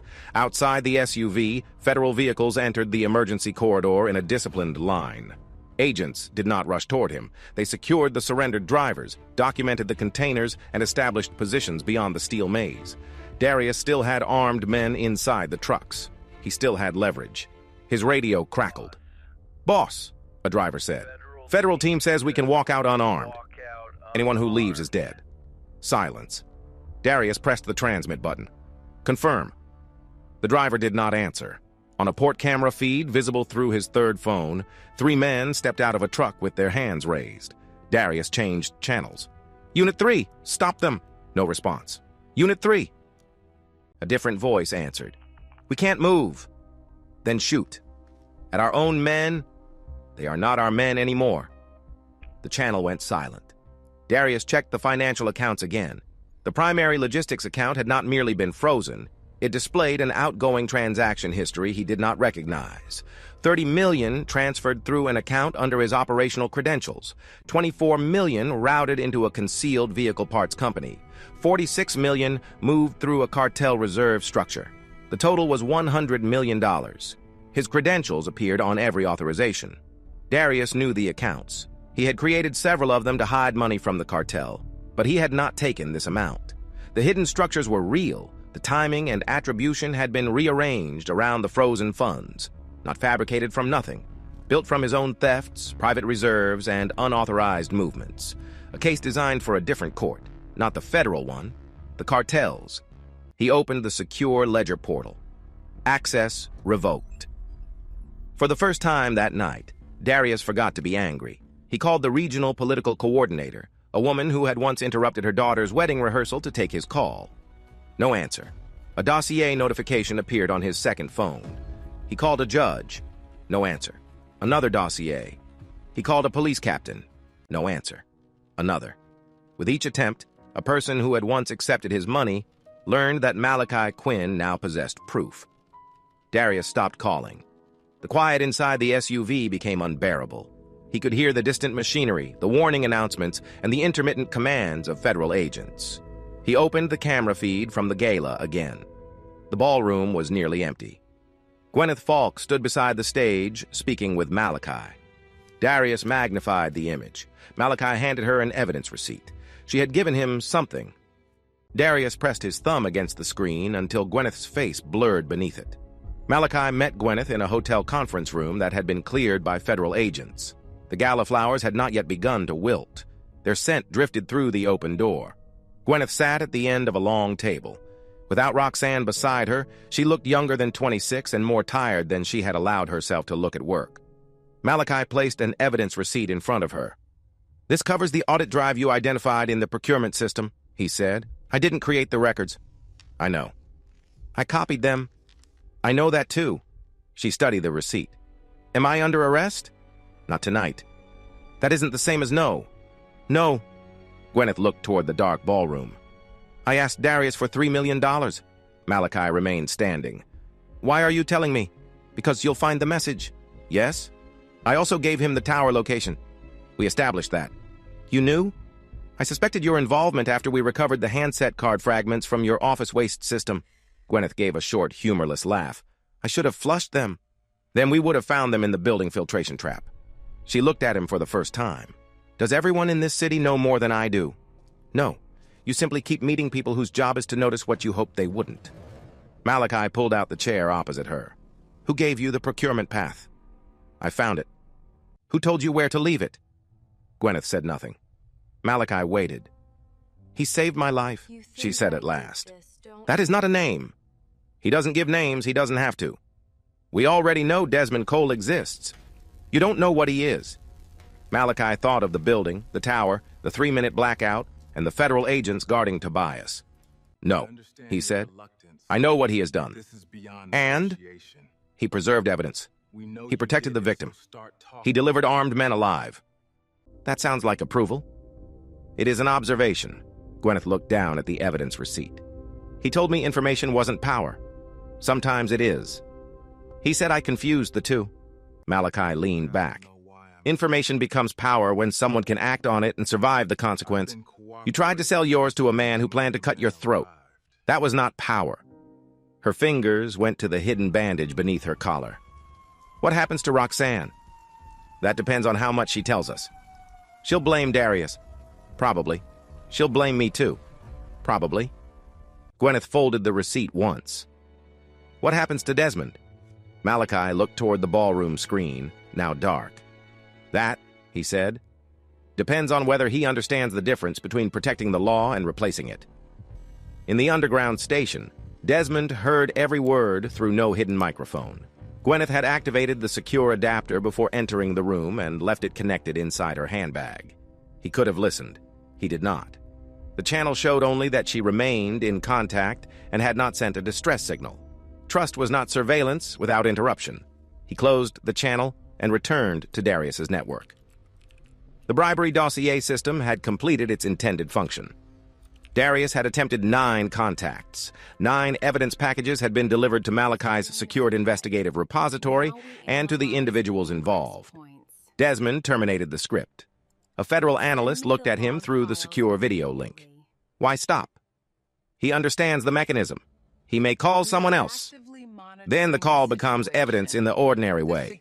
The analyst studied Desmond. The 100 million transaction history is visible to cartel monitors. It is composed of Darius's concealed accounts, unauthorized reserves, and the frozen criminal funds. You change the attribution sequence. I expose the structure through the credentials he used to create it. You know what conclusion they'll draw. Yes. And if they issue a kill order? Desmond looked at the port feed. Darius remained inside the SUV. Federal agents were advancing slowly through the maze. No cartel kills Darius tonight? Desmond said. Not while he is contained? That is not what I asked. Desmond did not answer. The analyst's expression hardened. You cannot control what happens after they believe he stole from them. No. The admission cost more than it sounded. Argos modeled systems. It could estimate traffic, movement, response times, and probable choices. It could not make violent men become careful. Desmond opened the remaining escape routes from the port. The armored SUV could not pass through the container maze, but Darius's secondary command vehicle remained outside the eastern perimeter, beyond the containment zone, with forged emergency credentials and a police transponder. The driver had not yet fled. A route remained. Desmond considered closing it. Then the cartel secure channel initiated an inbound call to Darius's device. Darius's encrypted phone rang with a tone used by only 4 people. He looked at the screen. No name appeared. Only a rotating authentication symbol and the regional command code. The federal agents had reached the first line of trucks. His men were surrendering in groups. The weapons containers remained open beneath inspection lights. Darius answered. Director? The voice on the other end was male, older, and almost soft. No one used the man's real name. Within the organization, he was addressed as chairman or director, depending on who was afraid of him. Tonight, he had chosen director. Explain, the voice said. Darius sat straighter. The port system was compromised. Federal agencies had prior intelligence. The city director was arrested during a financial operation. You lost the cargo. Temporarily. You lost the money. The accounts were frozen. A pause. Darius could hear no background sound. The ledger says you moved $100 million. The ledger has been manipulated. It uses your credentials. Someone gained access to accounts you did not disclose. Darius closed his eyes. That was the trap. To deny stealing the $100 million, he had to admit that he had created hidden accounts and siphoned smaller amounts without authorization. The structures proving the larger theft existed because he had already committed lesser ones. Those accounts were operational reserves, he said. Private reserves for emergency logistics. Your emergency appears to be retirement. No, the word came too quickly. Darius forced his voice lower. Desmond Cole did this. Who? An infrastructure architect. Roxanne Cole's husband. The maintenance worker. He is not a maintenance worker. You were defeated by a city employee. He controls the traffic grid, the port, building systems, possibly federal continuity networks. He created the transaction path to make it appear that I stole from you. Another pause. Darius imagined men in distant rooms opening the same ledger, examining the same credentials, seeing accounts he had never declared. Return the money, the director said. It is frozen. Then replace it. With what? The silence after the question was absolute. Darius looked at the restricted balances on his second phone and understood what he had revealed. He had no liquid reserves outside the accounts the cartel now knew about. I can recover it, he said. I need time. How much? 48 hours. You have already had years. The director's voice remained quiet. That is why this disappoints me. Darius gripped the phone. I delivered every shipment assigned to me. Until tonight. I built this corridor. With our money. I bought the officials. With our money. I made this city available.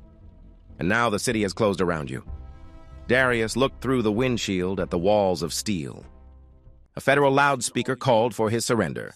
The director spoke again. You dare swallow $100 million of the organization's money.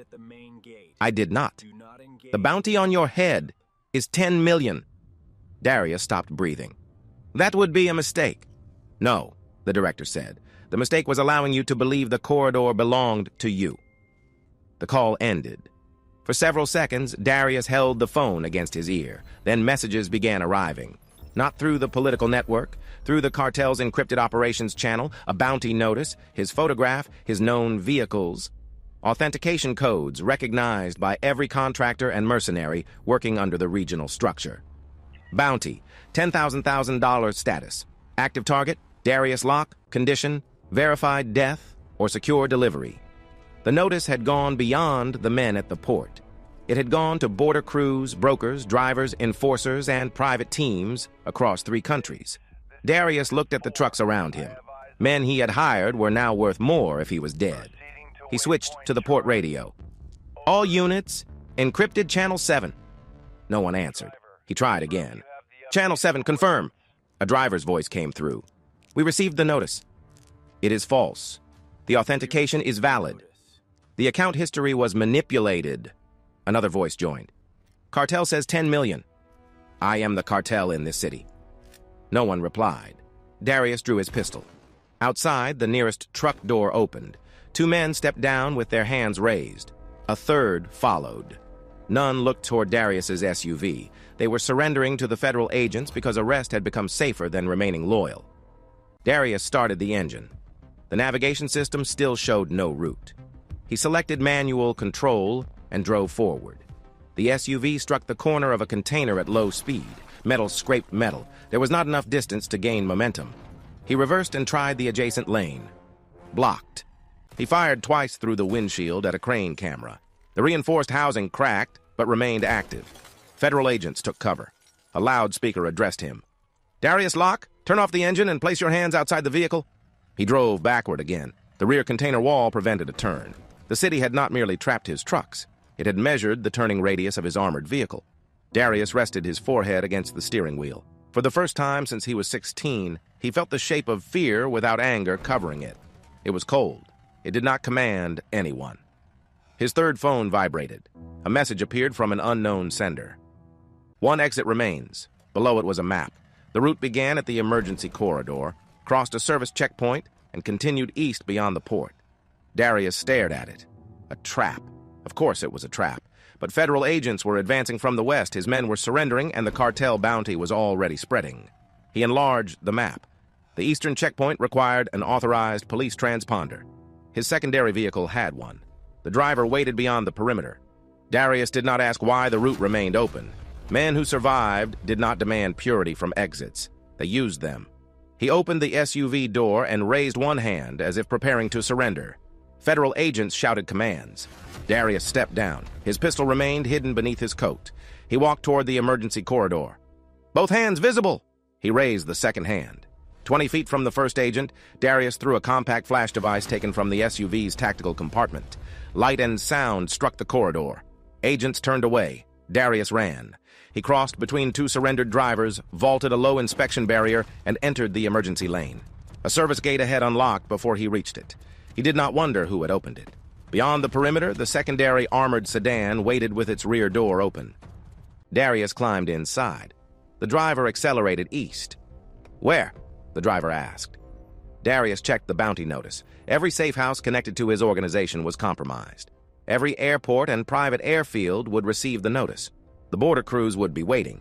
He needed evidence proving the transaction history false. He needed the original financial records. He needed Malachi Quinn. The inspector held the seized phones, payment lists, and investigative repository. If anyone possessed the path back to Desmond's manipulation, it was him. "Police precinct," Darius said. The driver looked at him in the mirror. "That's where they'll expect you." "Not tonight. The entire city is looking for us." Darius checked the vehicle's weapons inventory.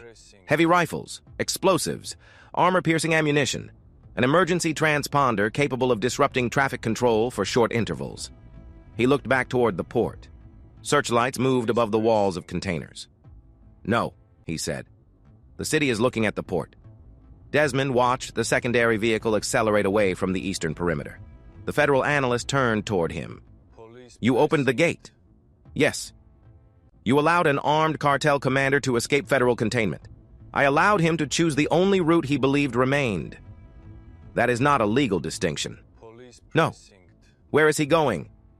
Argos displayed 3 probable destinations. Private airfield, 12%. Roxanne's detention route, 9%. Police precinct and Malachi's evidence repository, 64%. The remaining probability divided among safe houses already compromised by the bounty. Desmond watched Darius's vehicle merge into city traffic. "You could have ended this at the port," the analyst said.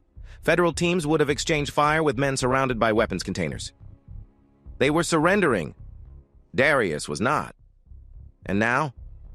Desmond opened the police precinct map.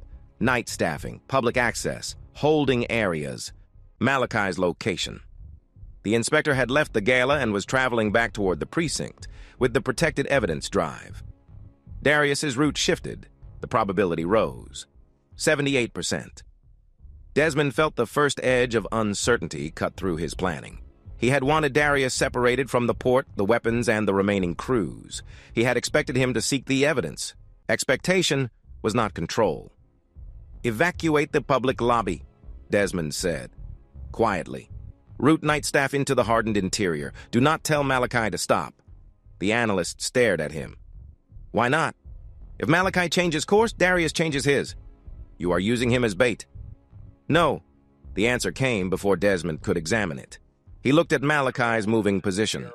"I am giving him the truth about the threat." "Is there a difference?" Desmond opened a secure line. Malachi answered from his car. "You let Locke leave the port," the inspector said. "No greeting. He chose an emergency route. Do not insult me with grammar." "Darius is moving toward the precinct." "How certain?" 78%. "That means 22% you are wrong." "Yes." Malachi was silent for a moment. "What does he want?" "The evidence repository. Possibly you." "Possibly. He believes you can prove the cartel ledger was manipulated." "Can I?" "You can prove the official evidence is authentic.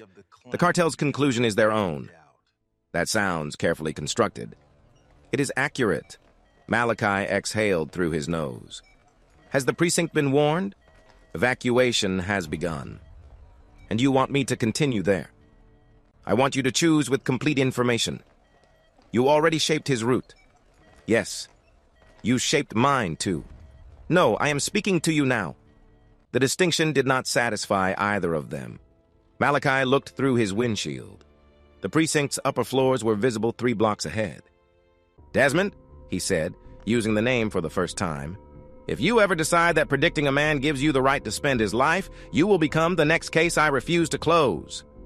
Desmond looked at Tobias's stable medical status, then at Roxanne's arrest record, then at Darius's armored vehicle moving through the eastern traffic grid.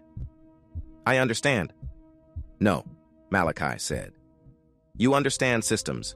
We are still determining whether you understand people. The line ended. Desmond stood alone before the city model. Darius's vehicle passed another intersection. Argos requested authority to alter signal priority. Desmond denied the request. Not yet. Malachi had been right about one thing. A route was not a decision. Desmond could narrow the board until only one square remained, but another man still had to step onto it. Darius's vehicle accelerated toward the precinct. This time, Desmond did not pretend that what came next belonged entirely to the machine. Malachi Quinn reached the precinct 1 minute before the first armored vehicle came through the eastern intersection. The building's public lobby had already been cleared. A patrol officer guided the last civilian witness through a rear exit, while dispatchers carried portable radios into the reinforced records corridor. No alarm sounded. Panic moved faster when announced. Malachi parked beside the service entrance and removed the evidence case from his passenger seat. The case contained copies of the port manifests, the bribery ledgers, the apartment attacker's devices, and the authenticated financial path linking Darius Locke to the weapons shipment. The originals were already mirrored in federal custody, but Darius could not know that. Malachi entered the service corridor. A young officer met him near the stairwell. Inspector, Tactical says the Eastern Avenue is clear. It won't stay that way. Should we lock down? We should have finished locking down 2 minutes ago. The building shook. A deep metallic impact traveled through the concrete floor. Ceiling dust fell in a thin line. Somewhere toward the public lobby, glass collapsed inward. The young officer reached for his radio. A second impact came harder than the first. He brought an armored vehicle, Malachi said. Gunfire struck the front entrance. Not scattered shots. Controlled bursts intended to break cameras, locks, and anyone foolish enough to stand behind them. Malachi handed the evidence case to the officer. Take this to the lower vault. What about you? I'm going to make sure he sees me. The officer stared at him. That sounds like bait. It is. Malachi drew his pistol. Try not to say it like you approve. Darius's vehicle drove through the broken security gate, trailing sparks. The driver had refused to enter the precinct grounds. He had stopped 2 blocks away, opened the door, and told Darius the money was not worth dying inside a police station. Darius had shot him once in the leg and taken the vehicle. Now the armored command truck sat halfway through the shattered lobby entrance, its front grille bent and one headlamp missing. Smoke drifted from the tires. The emergency transponder beneath the dashboard screamed false police authority into nearby traffic systems, delaying patrol responses and confusing civilian navigation. Darius climbed through the rear compartment. He wore body armor beneath his coat and carried a short rifle. Ammunition magazines filled a tactical pouch at his waist. A second weapon hung across his back. He had stopped thinking about escape. Escape required a place that remained safe. There was no such place. The cartel bounty had spread through every channel he once controlled. His political contacts were silent. His accounts were frozen. Roxanne was in custody. His men at the port had surrendered. Only one fact remained changeable: the evidence. Destroy the records. Kill Malachi Quinn. Capture someone with access to Desmond Cole, and the situation could still be forced into a different shape. Not repaired. Forced. Darius stepped into the lobby. The front desk had been abandoned. A fire suppression pipe hissed above the damaged entrance. Red emergency lighting glowed along the floor. "Quinn!" he shouted. His voice moved through the empty building. No answer. Darius fired a burst into the ceiling. "You wanted me! Come collect me!" A door closed somewhere deeper inside. Darius followed the sound. Beneath the city, Argos mapped every available sensor around the precinct. Most interior cameras had been destroyed or disconnected. The emergency transponder inside Darius's vehicle was corrupting nearby traffic priority requests. Argos could identify the false signals, but direct intervention required care. A sudden grid correction could send civilian vehicles into conflicting routes. Desmond watched the building model update. Malachi's position moved from the records corridor toward the south stairwell. Darius advanced from the lobby. The federal analyst stood behind Desmond. Regional tactical teams are 6 minutes out. Too long. Helicopter? Roof access is exposed. Then lock him inside. Interior door controls are damaged. The analyst looked at Malachi's moving marker. You knew this was possible. I knew he might attack the precinct. That is not what I said. Desmond did not answer. On the screen, Malachi stopped near the south exit and sent 3 officers down toward the vault. He was drawing Darius away from them. Desmond opened the traffic model surrounding the precinct. Passenger vehicles occupied 43% of the autonomous fleet within a 1-mile radius. Those could not be used. Their routes shifted outward automatically under emergency authority. Empty ride shares, 84, driverless delivery vehicles, 117, municipal service units, 31. Construction carriers, 14. Argos began estimating safe intervention patterns. Desmond denied the first 3. Too much speed, too little clearance, too much risk of trapping Malachi with Darius. Inside the precinct, gunfire erupted. Malachi fired twice from the south stairwell. The first shot struck the wall beside Darius's shoulder. The second hit the outer edge of his body armor and turned him sideways. Darius returned fire. Concrete chipped from the stairwell. Malachi dropped behind the railing and moved down 1 level. Darius followed. You should have answered your phone, Darius called. Malachi reached the ground floor exit and pushed through it into the service alley. Rain had begun, light but steady. The alley ran between the precinct and an unfinished municipal parking structure. Dumpsters, utility boxes, and a row of concrete barriers broke the space into narrow sections. Malachi took cover behind an electrical housing. Darius came through the door, firing. The first round struck the barrier. The next burst broke the edge of the electrical housing and showered Malachi with fragments. He returned fire.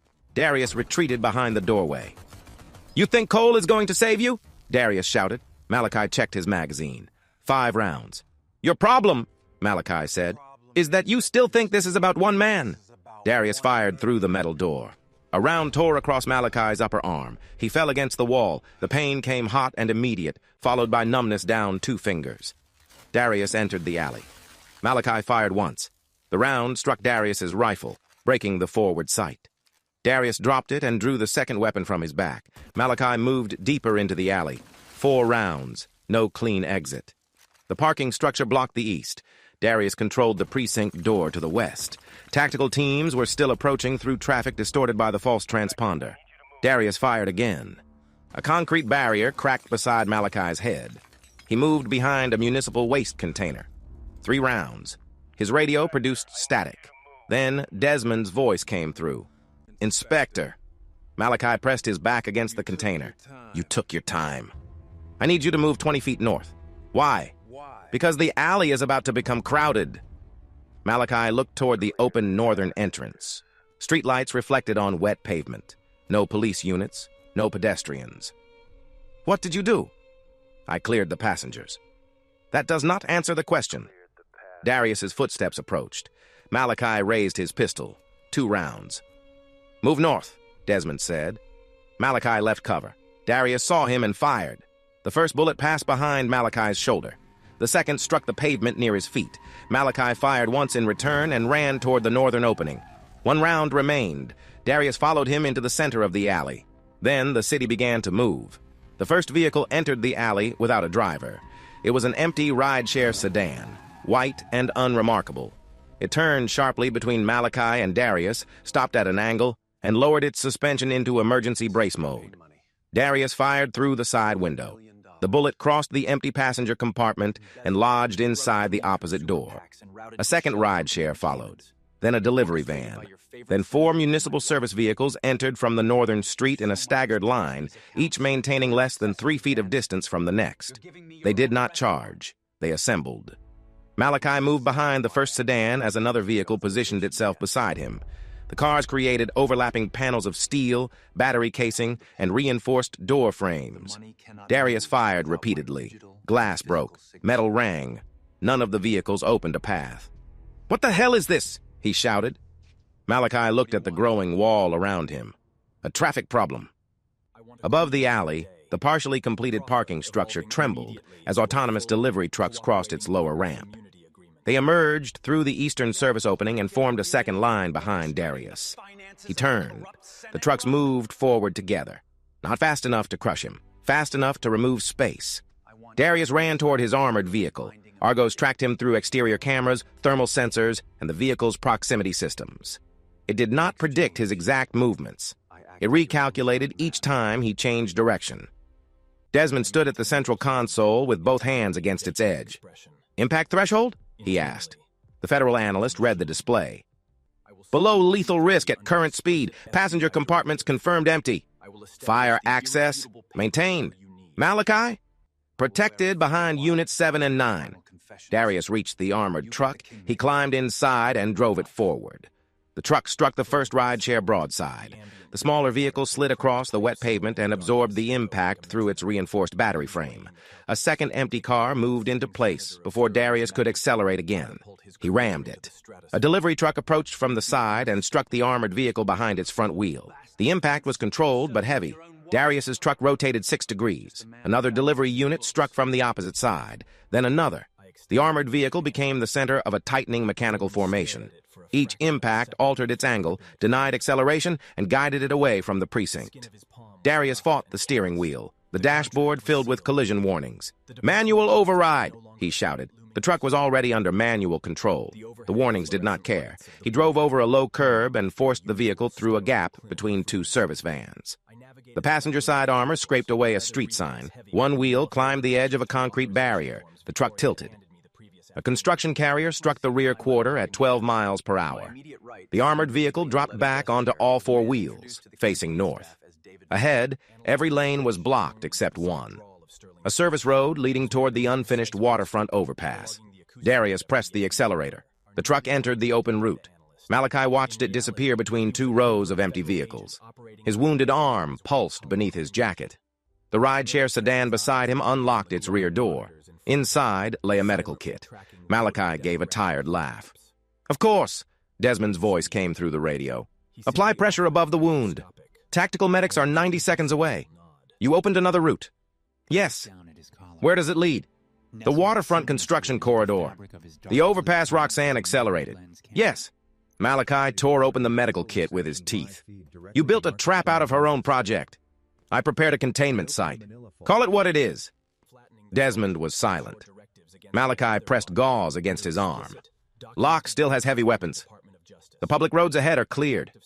And if he turns, Argos will adjust." "You mean you will?" "Yes." Malachi looked around at the vehicles shielding him. Several had been damaged beyond easy repair. One smoked from a punctured cooling system. None contained a wounded passenger. "You saved my life," he said. The words did not come easily. "That does not settle what you did, to put it at risk." "I know." It was the correct answer. Malachi disliked that too. Sirens approached from the north.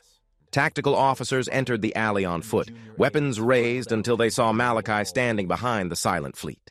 He handed his radio to the first medic. "Tell command the target is moving toward the waterfront overpass." The medic began cutting open his sleeve. "You're not going anywhere."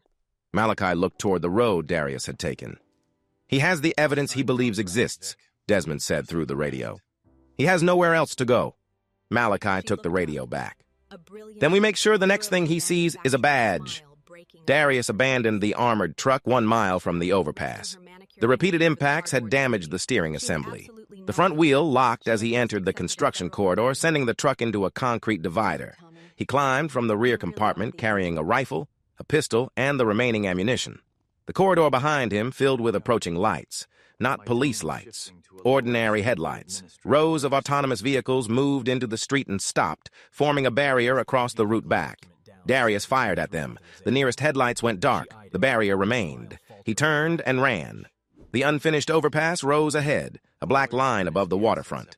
Construction had halted at the central span. leaving exposed concrete temporary railings and stacks of unused materials along the shoulders. He had driven beneath it dozens of times without noticing it. Roxanne had mentioned the project.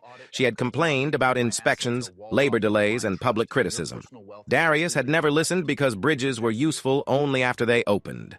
Tonight, this one had opened for him alone. His phone rang. One of his remaining mercenary commanders. "Where are you?"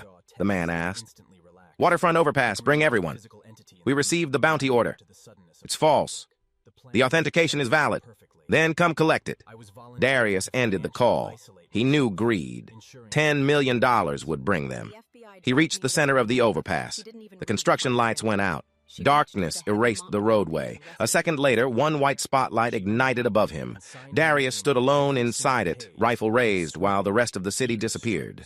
The mercenaries arrived in 3 vehicles. They stopped at the southern entrance to the overpass, beyond the open span. 7 men emerged slowly, keeping their weapons ready but pointed toward the ground. Darius watched them approach. Their commander, a broad man named Raynor, stopped outside the spotlight. "You came," Darius said. "For 10 million, everyone comes." "I can pay 20. "With what?" Darius raised his encrypted phone. "The account history is false." Raynor's expression did not change. "You made hidden accounts. Operational reserves. That is not what the council calls them. The council doesn't understand what happened here.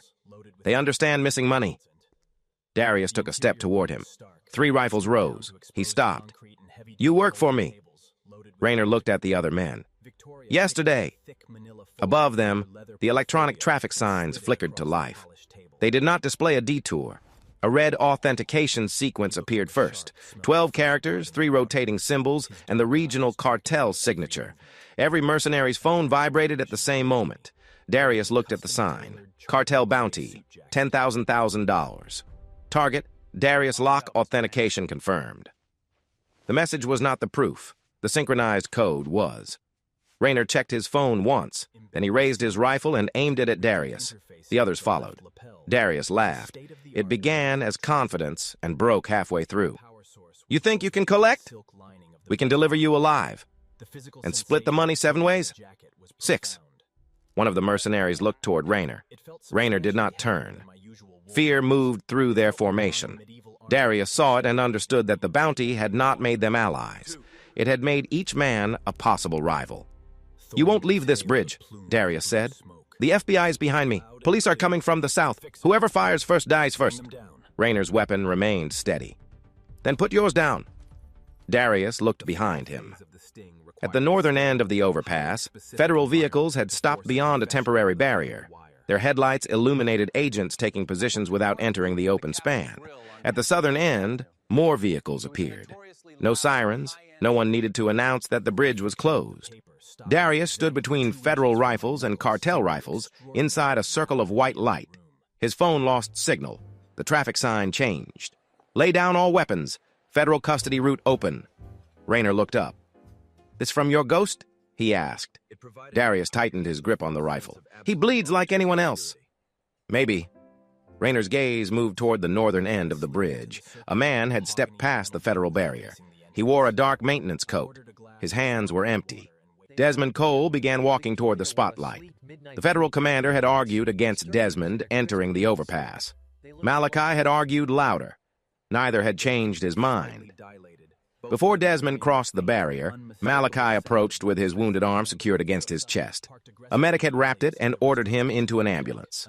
Malachi had responded by leaving the ambulance. In his uninjured hand, he carried a clear evidence bag. Inside were the handcuffs used on Desmond during the arrest. Their serial number matched the cuffs listed in Sergeant Vale's equipment record. Internal Affairs had seized them after Vale's suspension. The metal still carried a shallow scrape from the cold kitchen counter. Malachi held out the bag. "This is theatrical," he said. Desmond took it. "Yes. I don't like theater. I noticed. You get one walk. No private execution. No deal outside federal custody. That is the purpose of the walk." Malachi looked toward Darius. "What is the real purpose?" Desmond removed the cuffs from the evidence bag. "To make him choose surrender where everyone can see it. And if he shoots you, he will lose the last bargaining position he believes he has.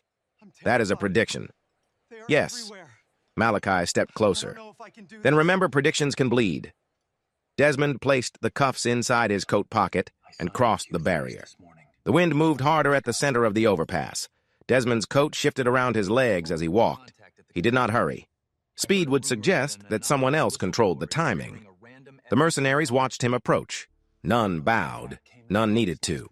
They stepped aside because federal marksmen held the northern line, because the cartel order had turned Darius into prophet, and because Desmond had reached the bridge unarmed after closing an entire city around them. The space they gave him looked like respect from a distance. Up close, it was calculation. Raynor lowered his rifle slightly. "You control the signs?" he asked. "I control access to the emergency network." "That a yes?" "It is the answer you need." Raynor almost smiled. Gwyneth would have recognized the sentence. Desmond continued toward Darius. The spotlight caught them both. For the first time since the raid, they stood close enough to speak without machines, telephones, or other people between them. Darius held his rifle across his body.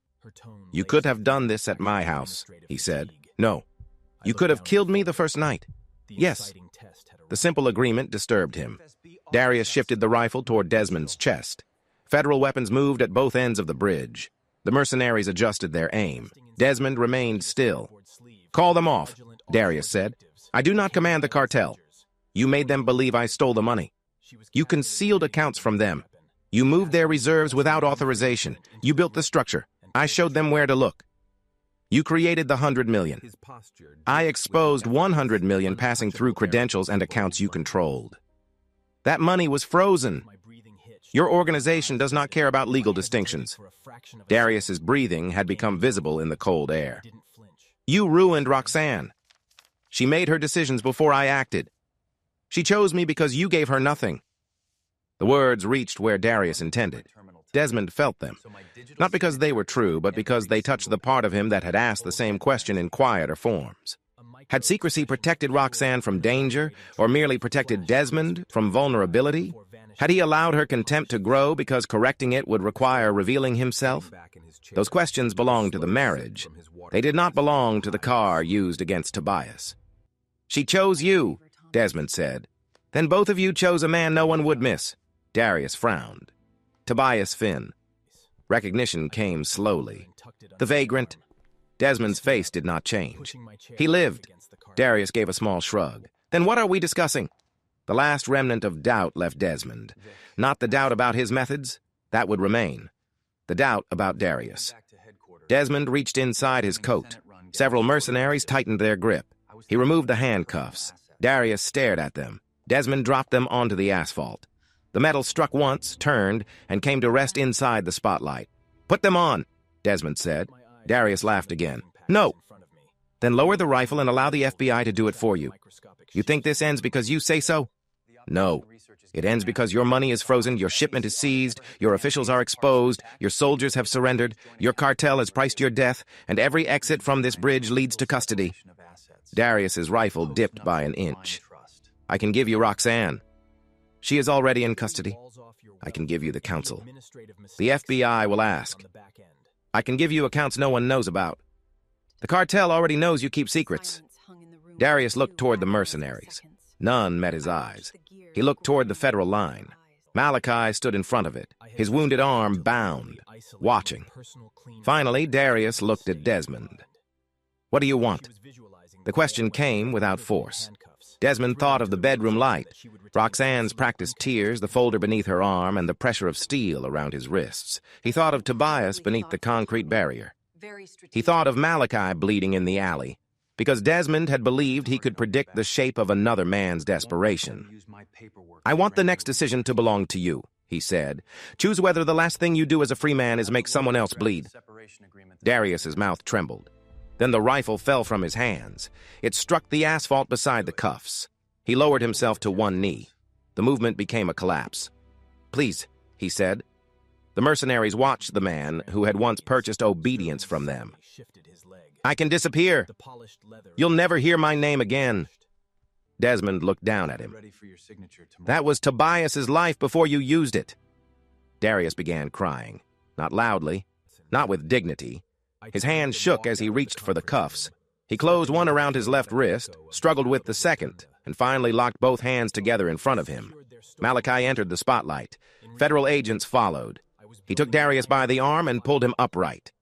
"You are under arrest," Malachi said, "for conspiracy, attempted murder, arms trafficking, bribery, obstruction, and enough additional charges to occupy several prosecutors." Darius looked at Desmond. "This won't protect you." Desmond stepped back. It was never meant to. Agents led Darius toward the northern barrier. The mercenaries placed their weapons on the asphalt one by one. No shots were fired. As Malachi passed Desmond, he stopped. "You could have let them kill him," he said. "Yes." "You could have killed him yourself." "Yes." Malachi studied him. "Why didn't you?" Desmond looked toward the dark water below the overpass. "Because then he would decide what I became." Malachi gave one slow nod. It was not forgiveness. It was enough to let Desmond walk away. The city attempted to return to normal by renaming everything. The Port Containment became the Berth 42 security incident. The Gala exposure became the municipal investment fraud case. The attack on the precinct became the lock assault. Project Argos remained absent from public statements. Darius Locke appeared in federal court under armed guard 3 months after his arrest. He had lost weight. The expensive precision of his appearance had disappeared beneath a standard detention uniform. Prosecutors presented the weapons manifests, court recordings, bribery dossiers, testimony from surrendered drivers, and communications recovered from the mercenary teams. Malachi's evidence remained intact. None of the official case depended on the cartel ledger or the traffic signs. That distinction mattered to him. It also mattered to Desmond. Darius pleaded guilty only after the government disclosed that 3 of his former officials, 2 port supervisors, and Rayner had agreed to testify. The plea avoided a trial. It did not avoid consequence. The judge imposed multiple consecutive federal sentences that ensured Darius would spend the rest of his useful life in custody. He was transferred to a maximum security facility under a protected designation. Protection did not give him peace. Every closing door made him look over his shoulder. Every new inmate might carry a cartel message. Every guard who paused outside his cell might have been paid by someone he had once threatened. The bounty eventually disappeared from active channels. Darius never believed it had been canceled. Fear no longer served him. It simply remained. Roxanne's case lasted longer. She denied ordering Tobias's death. She denied understanding the weapons shipment. She denied knowing the full purpose of the trust documents. Then prosecutors showed her hotel records, private messages, account signatures, and a recording recovered from Darius's showroom in which she discussed the camera maintenance corridor. After that, her denials became negotiations. Roxanne agreed to cooperate. She authenticated the port approvals, identified the officials Darius had purchased, and admitted that she had helped drug Tobias and stage Desmond's car. Darius had driven the vehicle. Roxanne had supplied the sedative, taken Desmond's jacket, and prepared the false account she intended to give police. Her cooperation reduced her sentence. It did not erase it. The judge sentenced her to 8 years in federal custody, followed by 3 years of supervised release, permanent disqualification from public office, restitution, forfeiture of illicit assets, and 2,000 hours of community service to begin after release. The house was sold. Her pension was revoked. The designer clothes, jewelry, hidden accounts, and gifts from Darius became items on forfeiture schedules. At sentencing, Roxanne wore a plain dark suit provided by her attorney. She did not look toward the public gallery until the judge mentioned Desmond. He was not there. Malachi sat in the last row. Gwyneth sat beside a federal cooperation attorney. Roxanne looked at her former assistant. "You think you won?" she asked as deputies prepared to remove her. Gwyneth stood. "No." The answer surprised both of them. Roxanne waited. Gwyneth continued, "I think I survived long enough to learn what winning costs." Roxanne looked away. On the courthouse steps, reporters asked Gwyneth whether Desmond Cole had orchestrated the gala. She said she did not know. That was no longer technically true. It was the first lie she told without trying to sell it. Gwyneth received a deferred prosecution agreement for the extortion attempt and unauthorized copying of records. The agreement required full cooperation, financial disclosure, ethics monitoring, and 5 years of restricted access to municipal procurement systems. She was permitted to retain city employment, but not as Roxanne's assistant. Her new title was Program Controls Analyst for the Civic Recovery Office. The office occupied 2 floors of an old administrative building with unreliable elevators and no private entrance. Its job was to trace recovered money into housing, transit access, public gardens, and victim services. Gwyneth had expected humiliation. Instead, she discovered that being responsible for where money went required more intelligence than stealing it. On her first day, Malachi visited. He placed a sealed envelope on her desk. "What is this?" she asked. "A copy of your agreement." "I have one." "This version includes the evidence retention terms." Gwyneth opened it. The records she had copied were preserved in independent federal escrow. If she altered project accounts, concealed payments, or contacted Darius's remaining network, the deferred charges would return automatically through ordinary legal process. She looked up. "The invisible collar." Malachi frowned. "Whose phrase is that?" "Mine." "No one owns you, Ms. Falk. The agreement owns my future. Your choices do." She leaned back. "That sounds almost optimistic." "I have occasional lapses." At the door, he stopped. Desmond did not request these terms. Gwyneth looked at the envelope. "Then who did?" "You did, when you signed." After he left, Gwyneth sat alone with the document. For years, she had believed freedom meant holding something over another person. Now her freedom depended on being unable to hide what she did. She was not sure whether that was justice. She was sure it was better than a knife against her throat. Desmond returned to work in a municipal maintenance truck. The charges against him were dismissed with a sealed explanation, citing exculpatory forensic evidence and federal intervention. Publicly, he remained the quiet city employee who had been wrongly accused during a corruption investigation. His divorce from Roxanne required 6 signatures and less than 20 minutes. She signed from custody. There was no final conversation. Desmond kept none of the house's furniture except a small kitchen table and a lamp he had repaired during the first year of their marriage. He told himself he kept the lamp because it still worked. The federal review of Argos lasted 7 months. The review concluded that the system had prevented mass casualties, preserved infrastructure, and enabled federal containment. It also concluded that no single architect should retain unilateral access to so many emergency systems. Desmond agreed. New controls required dual authorization for financial interventions, independent logging for emergency route manipulation, and immediate human review of any operation involving physical vehicle coordination. The federal director expected resistance. Desmond requested stricter limits than the committee proposed. "You built the system," she said during the final hearing. "That is why I know where it can become dangerous. And if another Darius Locke appears, then the controls will require me to persuade someone before I act. You may lose time. Yes. People may die. Yes."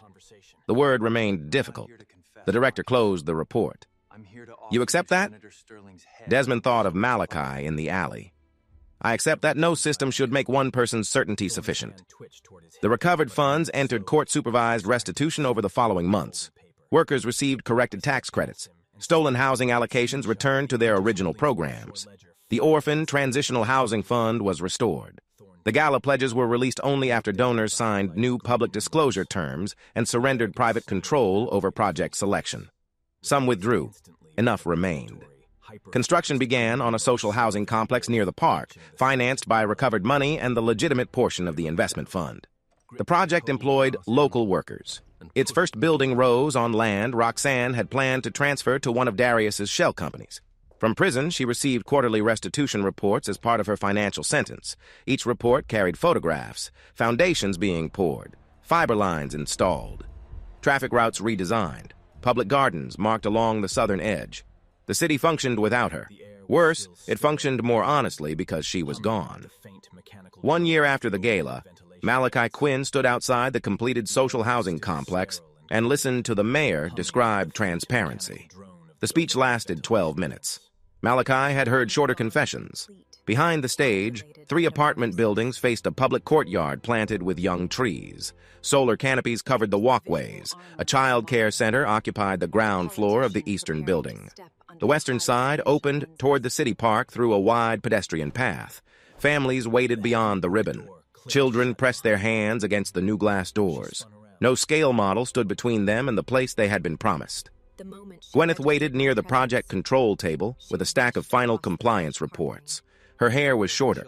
Her clothing remained precise, but no longer designed to imitate Roxanne's authority. When the mayor finished, she handed Malachi a folder. "Every contract is public," she said. "I assumed you invited me for my personality. We needed someone willing to read the footnotes." "That is my personality," she smiled. It was not the careful smile she had used at the gala. Malachi opened the folder.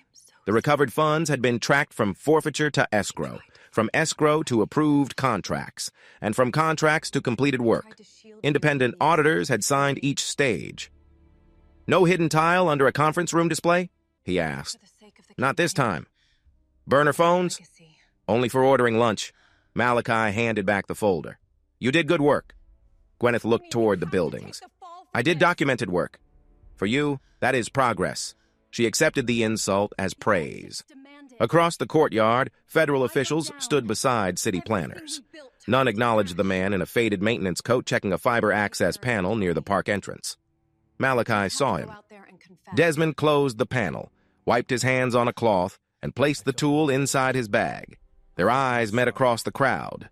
Neither man approached. Malachi knew enough now. He knew Desmond had built Argos. He knew the system had protected Tobias, contained the port, and formed a steel wall in the alley. He also knew Desmond had allowed Darius to leave federal containment because he believed the next route would produce a cleaner ending. That choice remained between them.